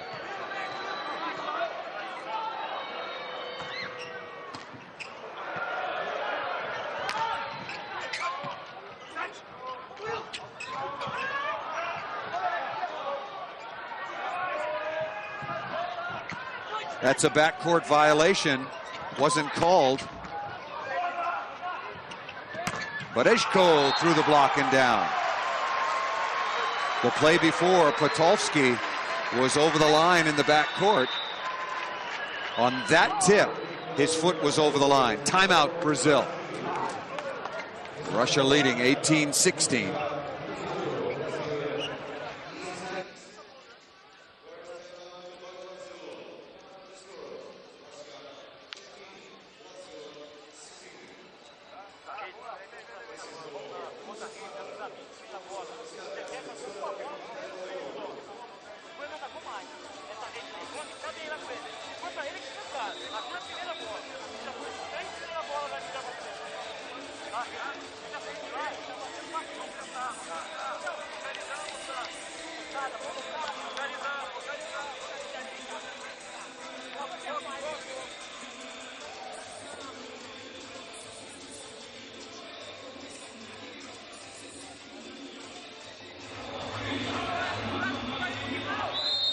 Yuri Bareshko back to serve, coming out of the timeout taken by Brazil.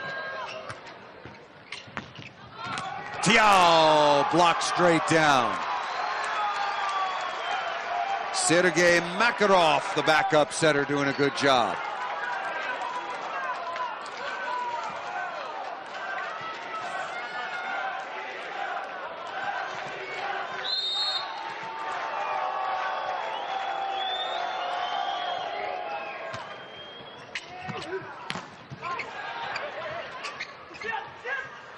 Blocked again by Russia. Makarov again working with Mazursky.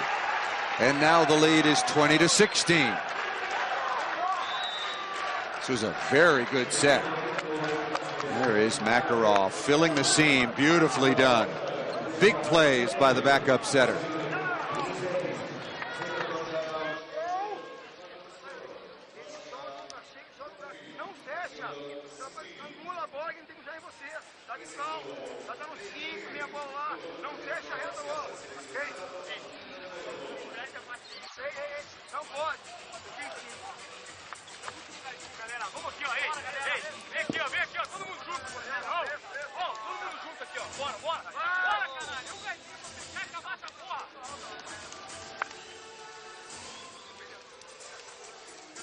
About 15 minutes ago, I said it felt like 5. And we're almost there. All the momentum, all the confidence right now with Russia. They've served better, got Brazil out of their side-out game and their good passing. And then Russia's block has just been taken over. Smart shot down the line. Oh, Murillo is so clever. A lot of young players should learn about his versatility as an attacker. He doesn't ever seem to hit the ball hard twice in a row, and yet he's probably a favorite for the most valuable player in this tournament. Krezhikov is blocked.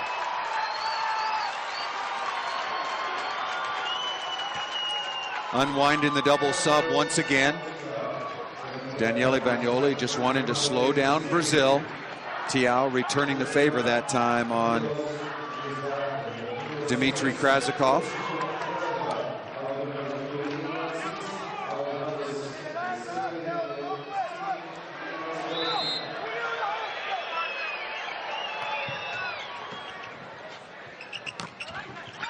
Blocked by Sadao, and the ball is on the floor. And now it is 20-19.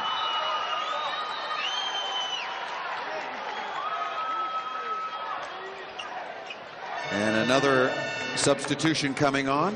Alexei Kazakov coming on to replace Mazursky out of the middle.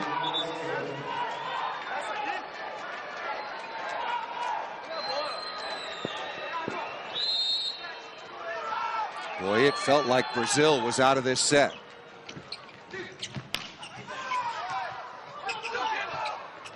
Mikhailov again down the line, dug by Mario.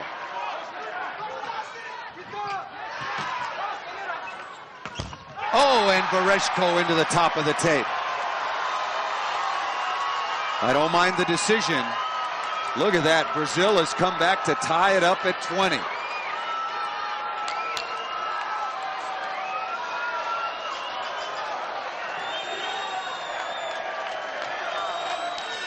Russia led 20-16. Now we're tied at 20. Timeout, Russia.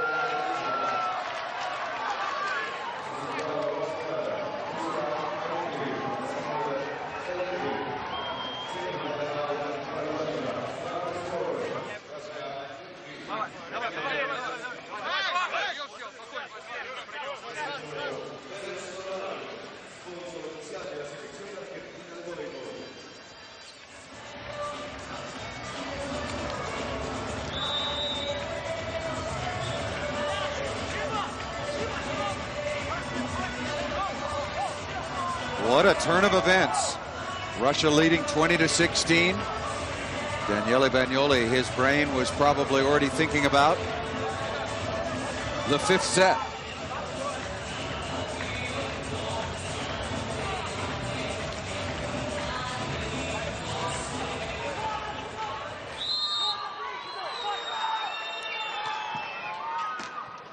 Brazil just keeping the serves in. Kreznikov is blocked on the outside. Tiao along with Sidao.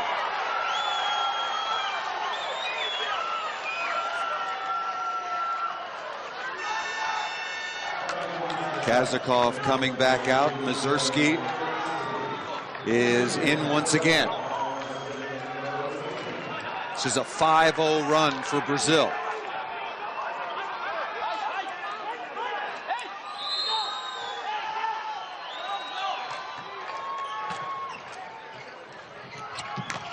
And that ball off the block and out of bounds.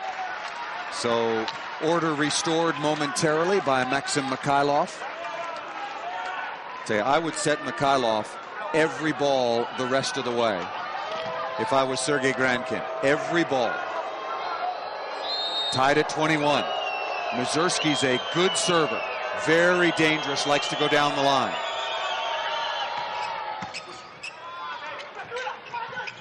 Dante crushing cross court. Beautiful first ball that time by Murillo.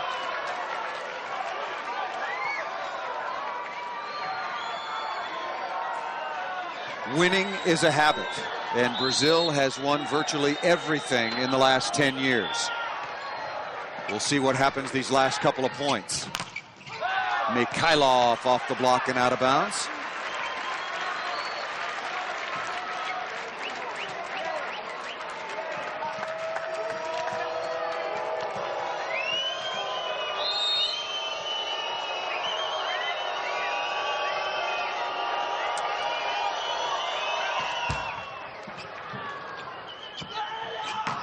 Dante off the block and out of bounds.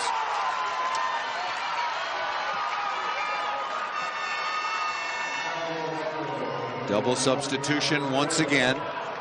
João Paulo coming in the front court and Bruno coming in the back. Brazil trailed 21-17. They went on a 5-0 run to take the lead and are now currently leading 23-22.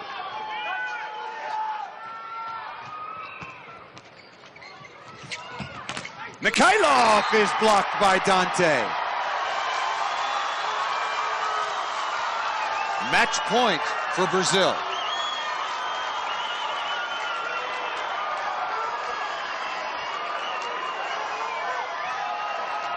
One-on-one to Maxim Mikhailov. What a block once again by Dante.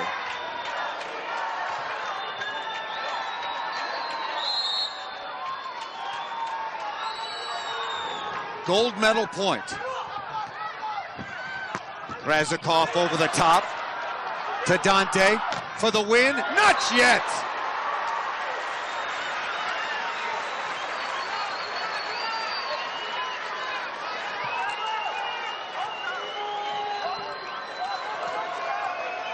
Dante going for the gusto. You got to tip that ball into the block.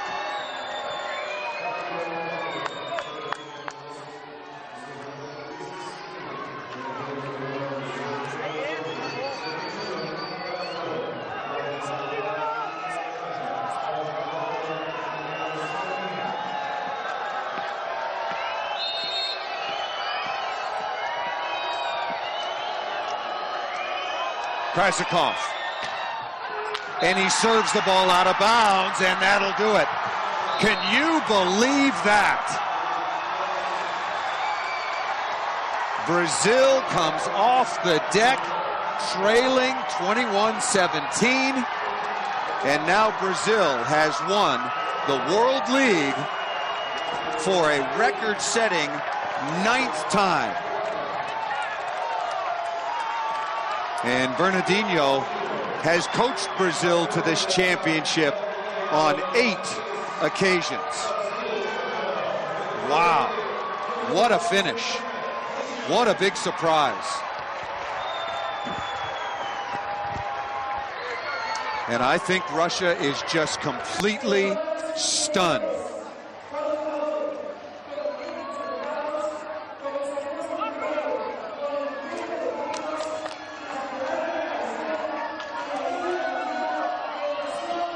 A lot of Brazilian fans made the trip south to Cordoba. And here is the traditional gold medal celebration for Brazil. They are lined up and ready to go. Look at all the gold medals they have won. They've won the World League every year since 2003. They're counting it off. Number 9.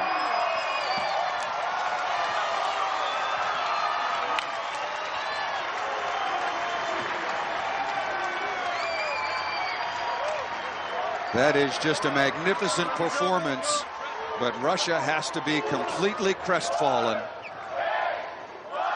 They're counting it off again.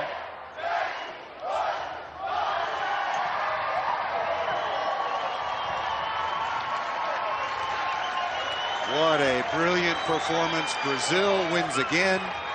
The #1 team in the world prevails, and lots of their fans came down to see this record-setting championship once again.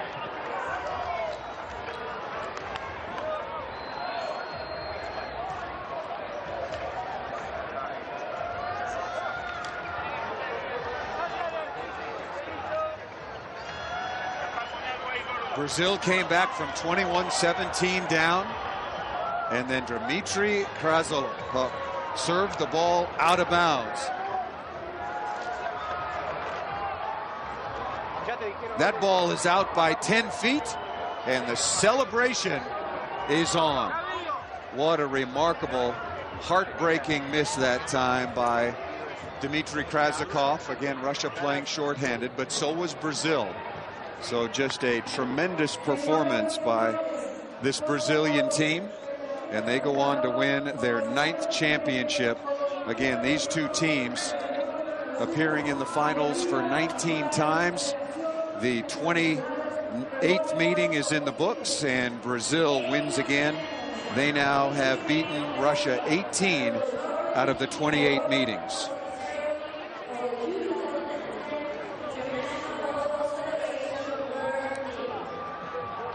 Be sure and stay with us for the awards celebration. If you weren't with us earlier this evening as Brazil celebrates, Serbia was celebrating earlier on as they beat Cuba for the bronze medal. And we're setting up for the closing ceremonies, and in a few moments we will have a conversation with Bernardinho, and I'm sure we'll have some interesting comments about what happened at the end of that 4th set. It certainly looked like, it certainly felt like we were going 5 sets.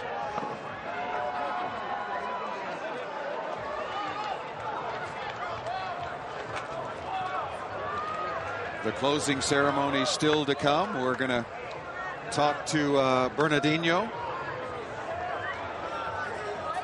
Congratulations, Coach. 8 titles at the World League during your 10 years. But weren't you thinking that you were headed for a 5th set? 21-17, were you already thinking about the 5th set? I was just thinking about changes I could make and try to reduce the difference. And Murilo went to the float serve. The block started work. So I was still thinking there. I was very confident that we could do something, put a little pressure on them. Maybe, maybe this team did not come to a final since 2002, so we had more experience in these moments. A couple of interesting players that haven't played an awful lot for you. Mario, as the tournament went on, I thought did a great job at the libero. And then you made a big decision to start Marlon and also Tiao, filling in for Vizotto, the second leading scorer. Talk about how they played in a big moment like this. I think Mario made a great tournament. He was under a lot of pressure, having to substitute the best player in the World League last year, Sergio.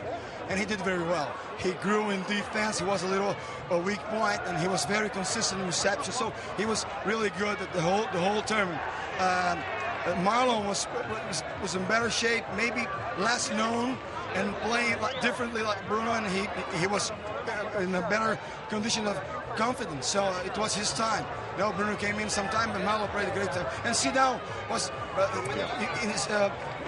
Lucas was playing good the whole tournament, but today he was not so efficient in his attack. That's so important for us. And Marlon worked more with Sidão. So maybe I was thinking about this couple, and Sidão made a huge block at the end, and the big guy from Russia.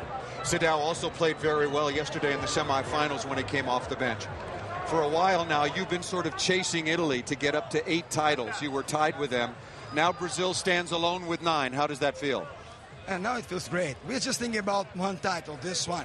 So I'm not now making the sum or something like that. So right now it's a generation that won so much. 8 titles in 10 years it's amazing. Now looking backwards, it's just an amazing book. It comes from 10 years and 8 titles, 9 finals. And now the World Championships in October. This has got to be a very solid building block towards maybe another World Championship. Yeah, my concern right now, just finished, I'm just concerned with one thing. They cannot relax. We must look at our mistakes, our weak points, and we have to grow. We have to be more consistent. We have to play, more solid the whole tournament in Italy. It's going to be more difficult, more teams coming in, and we are being studied right now. So from the next week on, we're focusing on our 3rd title in the World Championships. Somehow I think as long as you're coaching, they won't relax. Congratulations. Another title. Well done. Congratulations. And now the second generation, we get to talk to Bruno. Okay. You were the main setter last year. You won the championship in Belgrade, very dramatic fashion. This time, Marlon, you were helping with him throughout the course of the match. Always. But down in the 4th set, 21-17. What were you thinking that you were going to go 5 sets? No, we never give up any set. We are always thinking positive, and we made a great job today. Marlon made 3 matches very good tactically and technically. I think he deserved that because he always is improving the team, improving his job. And also a lot of the depth for Brazil, not only Marlon, but also Sidão played very well yesterday in the semifinals, and also Mario coming in to play for Sergio. That's a big situation. Yeah, it's very responsibility, very, very big, because we are always the favorite to win all the matches, all the championship, and sometimes this pressure is too big. And Mario played very well. Sidão is a very huge player, so I think everybody in our team, we have a group. We have 14 players, and everybody can play and can maintain the level of our team. Bruno, congratulations to all of Brazil once again. The 9th title, you stand alone. Congratulations. Okay, well done for Brazil. They have won their 9th title, no longer tied with Italy. Italy was so successful early on. We wanted to talk with Russian head coach Daniele Bagnoli, but with his team, consoling his team, and that was a very, very tough loss. Brazil got out quickly, won the first 2 sets by the identical score of 25-22 and 25-22, and then Russia came storming back. They won the 3rd set 25-16 and had what seemed to be a comfortable lead in the 4th set 21-17. But as you heard from Bernardinho, always thinking, what can happen? What adjustments can I make? What can I do? And the float serve, how about that? Good things happen when you serve the ball in the court. the statistics for the fourth set alone. Boy, Russia is going to rue this day. Their 19th appearance in the finals overall, and still one gold medal to show for it. Russia had a wonderful tournament. They beat Cuba 3-2. They beat Italy 3-2 to advance to the semifinals, and they were just tremendous yesterday against Serbia. But once again, they lose to Brazil. Brazil won the first time they met for the World League title in '93. Russia won in 2002. That was their only gold medal, was Russia's. And then in 2007 and in 2010, Brazil has done it once again.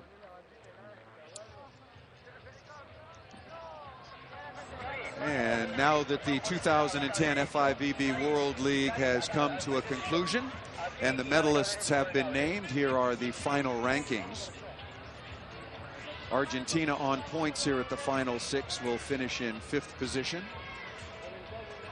And the United States, a finalist the last 4 years, in 8th, and now some work to be done for China and Korea. They will have to play some knockout matches to see if they can qualify for the 16 once again next year. Germany had a good year. Poland was up and down. The Netherlands had their only win over Brazil. Not their only win of the tournament, mind you. I want to clarify that. Their big win in the intercontinental round was against Brazil in Brasilia. The teams are lined up, and we're going to have the introduction of the players and the closing ceremonies in just one moment. Again, Serbia wins the bronze, Russia the silver, and Brazil a record-setting 9th gold medal.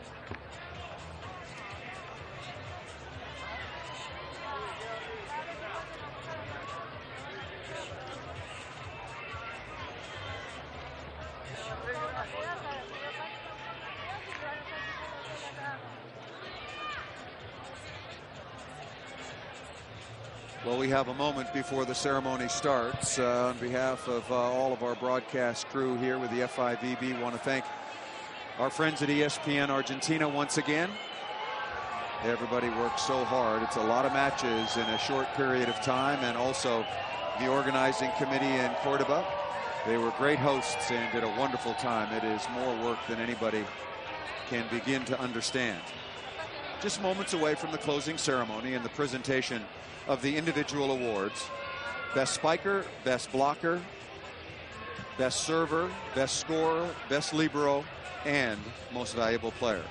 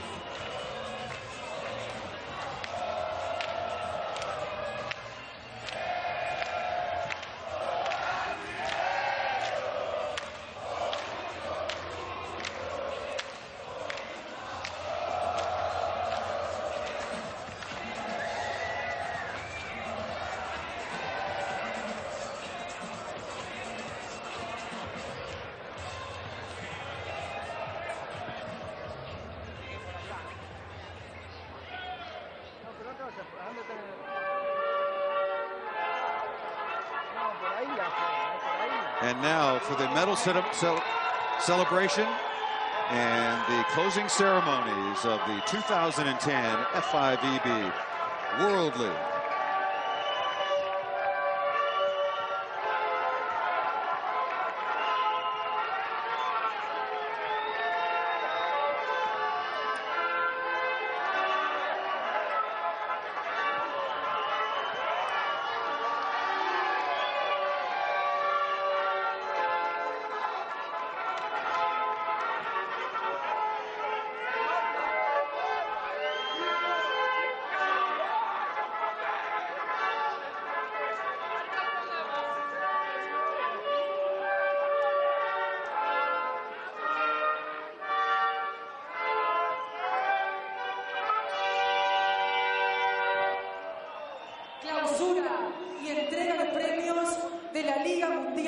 Federación Internacional de Voleibol 2010, organizado por la Federación del Voleibol Argentino e IDS Sport.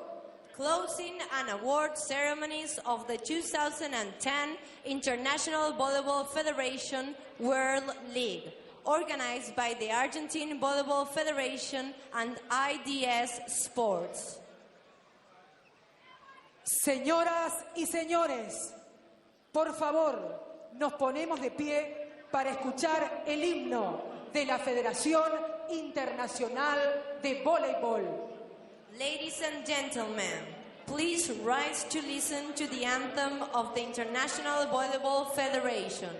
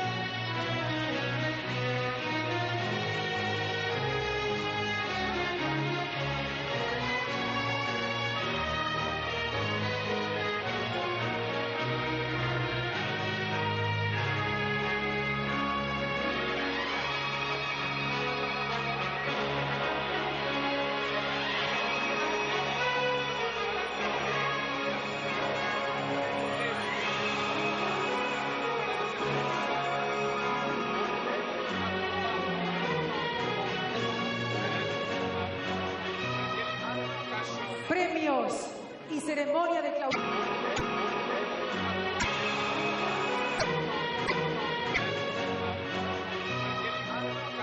Premios y ceremonia de clausura de la Liga Mundial Federación Internacional de Voleibol 2010 en Córdoba, Argentina.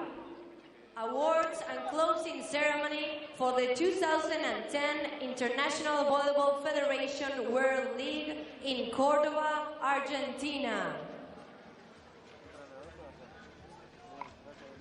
Campeón de la Liga Mundial Federación Internacional de Voleibol 2010 y medalla de oro, Brasil.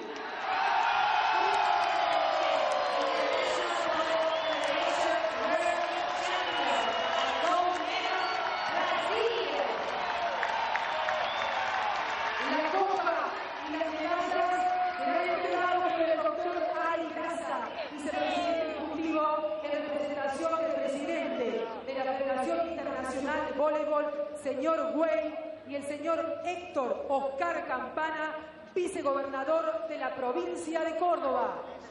The winner's cap and the medals will be presented by Dr. Ari Grasa, Executive Vice President on behalf of the President of the International Volleyball Federation, President Mr. Güey, and Mr. Héctor Oscar Campana, Vice Governor of the Province of Córdoba.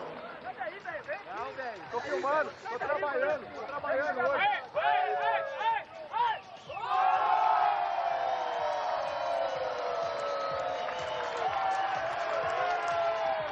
Renze Bruno Moza. Dos Santos Junior Sydney. Bisotto Neves Leandro. Godoy Filo Gilberto. Endres Murillo. Fabricio Neri López Teo. Alves Thiago Suárez. Tavares Joao Paulo. Santana Rodrigo. Borges Almeida Mauricio. Sakam Lucas. Muragati Jared Marlon. Amaral Dante Guimaraes. Da Silva Pedreira Mario. The gold medals being presented to the champions for the 9th time from Brazil. The only year they have not won it, seemingly since the turn of the century, ironically, was when they hosted the championships in 2008. That was won by the United States.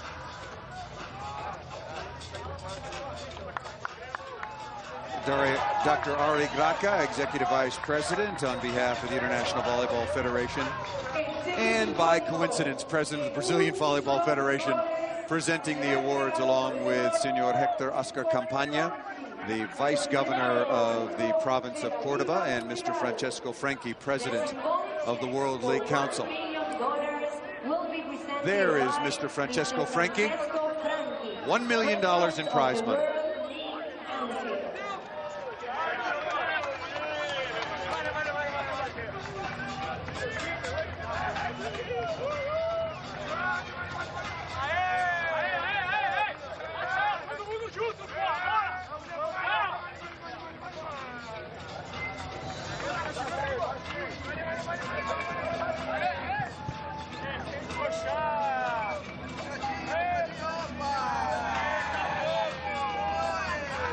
Mr. Francesco Franchi from Italy in the middle of the picture there, the president of the World League Council. Nice round figure, lots of zeros, $1 million to the winners.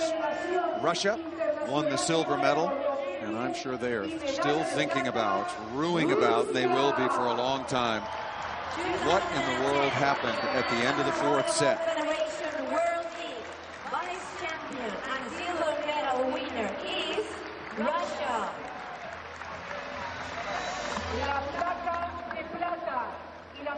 Mr. Alexander Boricic, Executive Vice President of the International Volleyball Federation on the left, and President of the Serbian Volleyball Federation will be presenting the silver medals.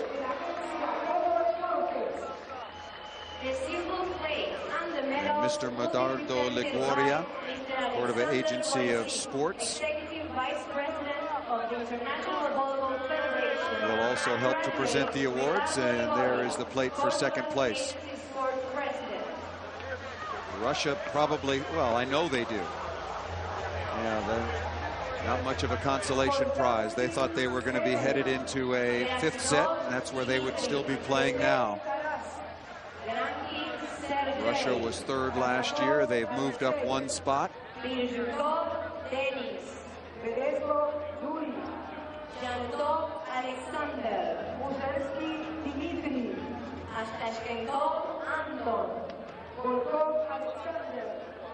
So Russia wins their fifth silver medal. They've appeared in 6 World League finals overall and come away with gold once in 2002.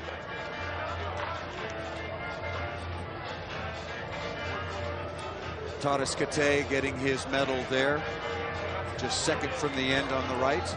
Alexei Kazakov, Russian captain. It was a big loss for Russia not to be able to have Taras Kate. He was one of the outstanding wing spikers this entire World League season and on into the finals. He sprained his ankle badly yesterday and warmed up, was in the 12, but could not get the job done and was not able to take the court today in the gold medal final. International Volleyball Federation and Board Administration member.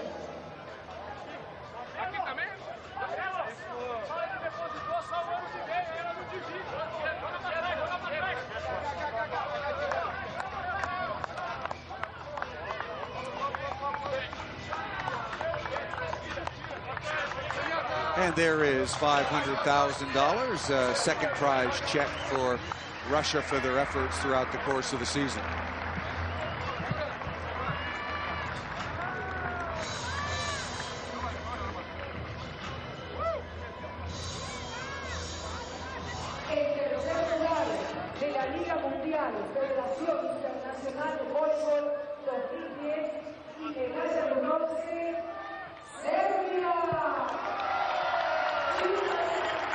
Serbia will take home the bronze. Last year, the silver medal. They made it into the final 6 for the 10th time, but they did so in the last 11 years.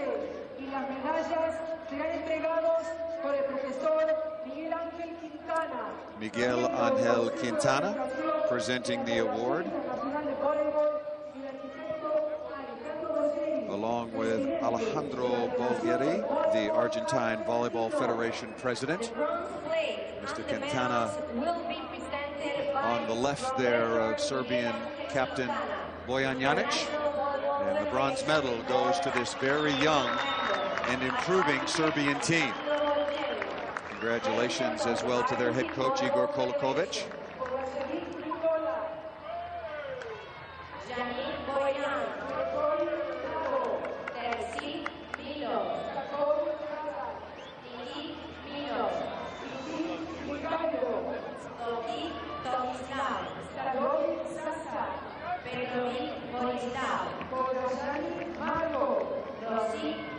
The bronze medal match earlier this evening.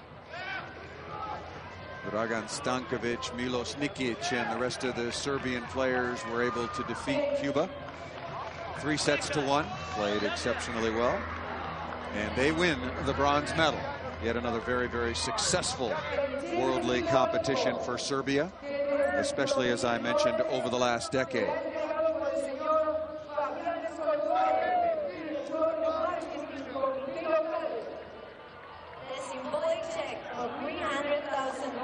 And now the presentation of the third place check, $300,000 to the third place team from Serbia, $1 million to the winners, Brazil, $500,000 to Russia, and $300,000 to Serbia.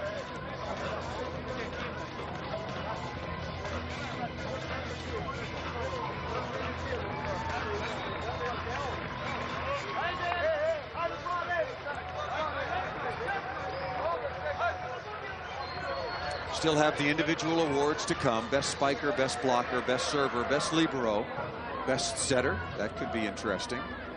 The #1 overall scorer, I think that will be Maxim Mikhailov. And the most valuable player. Ladies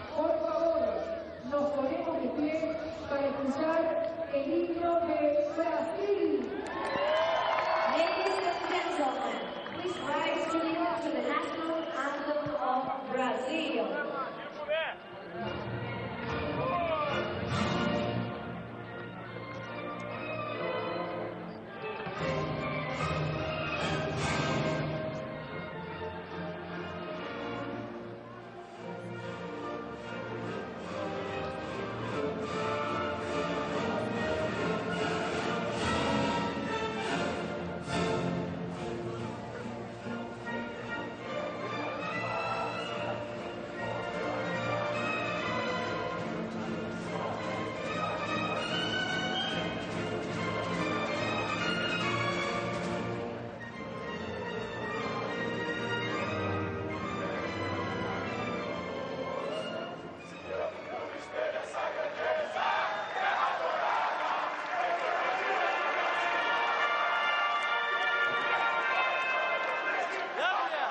Entrega de premios, Federación Internacional de Voleibol para los mejores jugadores individuales.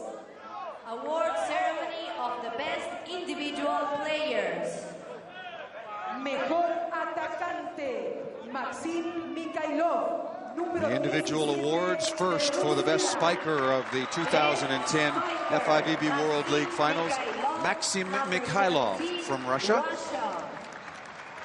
Additional $10,000 in prize money recognizing his superb individual effort.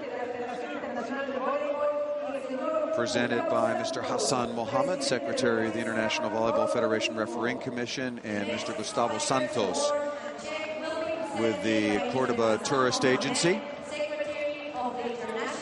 For a very, very disappointed Maxim Mikhailov. Once again, a crushing loss for Russia.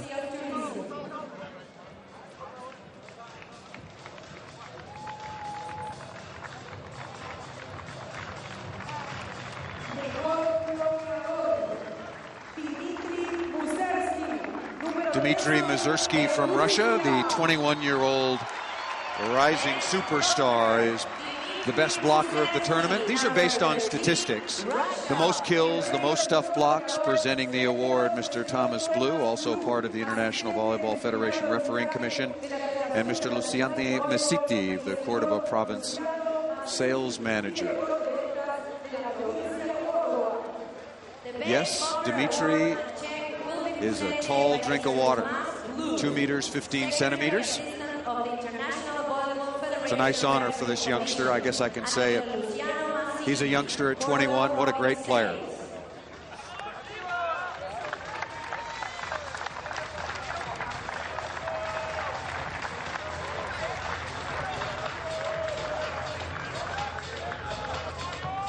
Boy, he's just a kid, isn't he?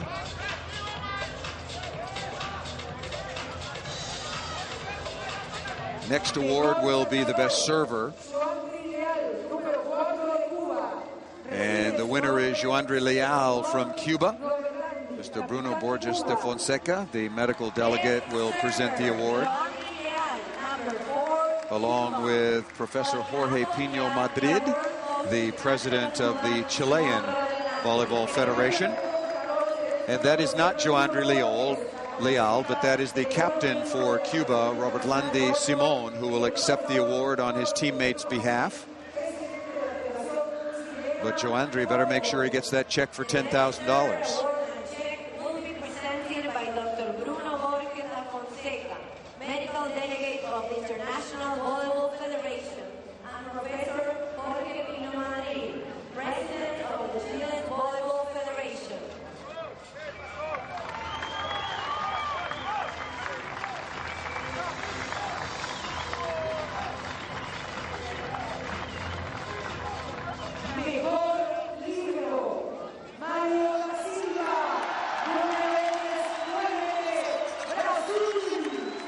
And the best libero, stepping into the shoes of Sergio, the best libero probably ever to play the game.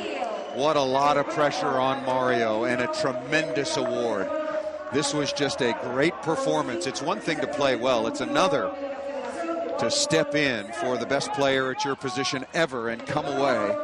The top 6 teams in the world, and he is the best libero. Congratulations to Mario. What a great performance. So last year, Sergio not only was the best libero, but also the most valuable player, the first time ever that a libero had won the MVP at a major international competition. And you can see his teammates really appreciated the value of his performance. Now the best setter goes to Sergei Grankin of Russia.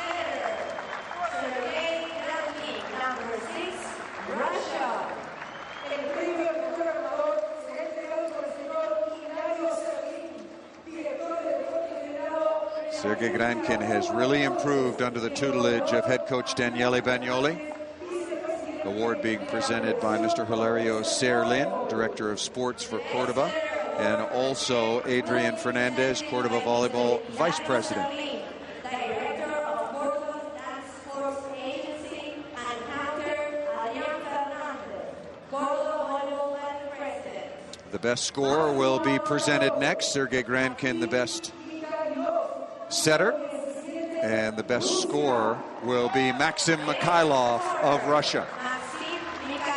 This is an award statistically the leading scorer in the tournament, so he was the best spiker and also the best scorer, and the award being presented by Ari Graca along with the president of the World League Council, Mr. Francesco Franchi.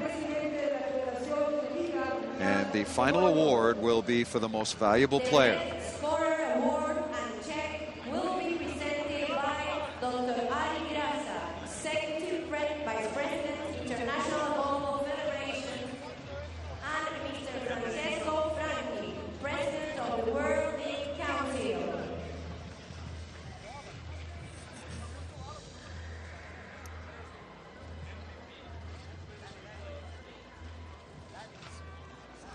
The final award will be Most Valuable Player and presented by Mr. Francesco Franchi.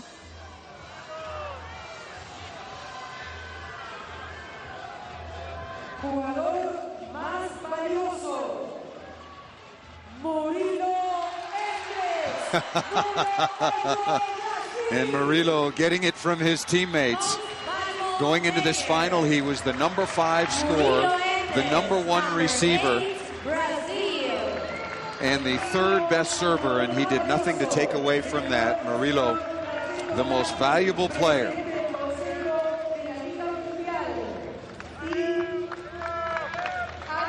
And so congratulations once again to Brazil and Murilo for winning the Most Valuable Player award, and now very graciously spending a few moments with us. I'm sure a very disappointed head coach in Daniele Bagnoli, and it's been some time since the match ended. But tell us your thoughts about the end of the fourth set. You had a 21-17 lead, and how did that slip away and possibly the gold medal? I think this it is our limit. We know that sometimes this happen. Sure tonight it was possible to do something better, sure, against this Brazil. But this is a problem about culture, about technique, about to know in the difficult moment to be quiet, to have your maximum. And some of my players suddenly in a lot of moments they don't try to have some from the chances that we have during the play. I saw my statistics. We have number in every fundamental a little bit better than Brazil, but we lost. We lost because volleyball is still a sport where if you don't have many mistakes, you can also win with the defense. We try to play with blockout, try to play with intelligence, and so for us, we have to grow about this our limit. I can sense it's very frustrating, and I appreciate you spending some time. Last year, your first year as head coach with Russia, you finished third. Yeah, okay. This year, second. And you should maybe be playing in the fifth set right now. But do you feel like you're making some progress? Okay.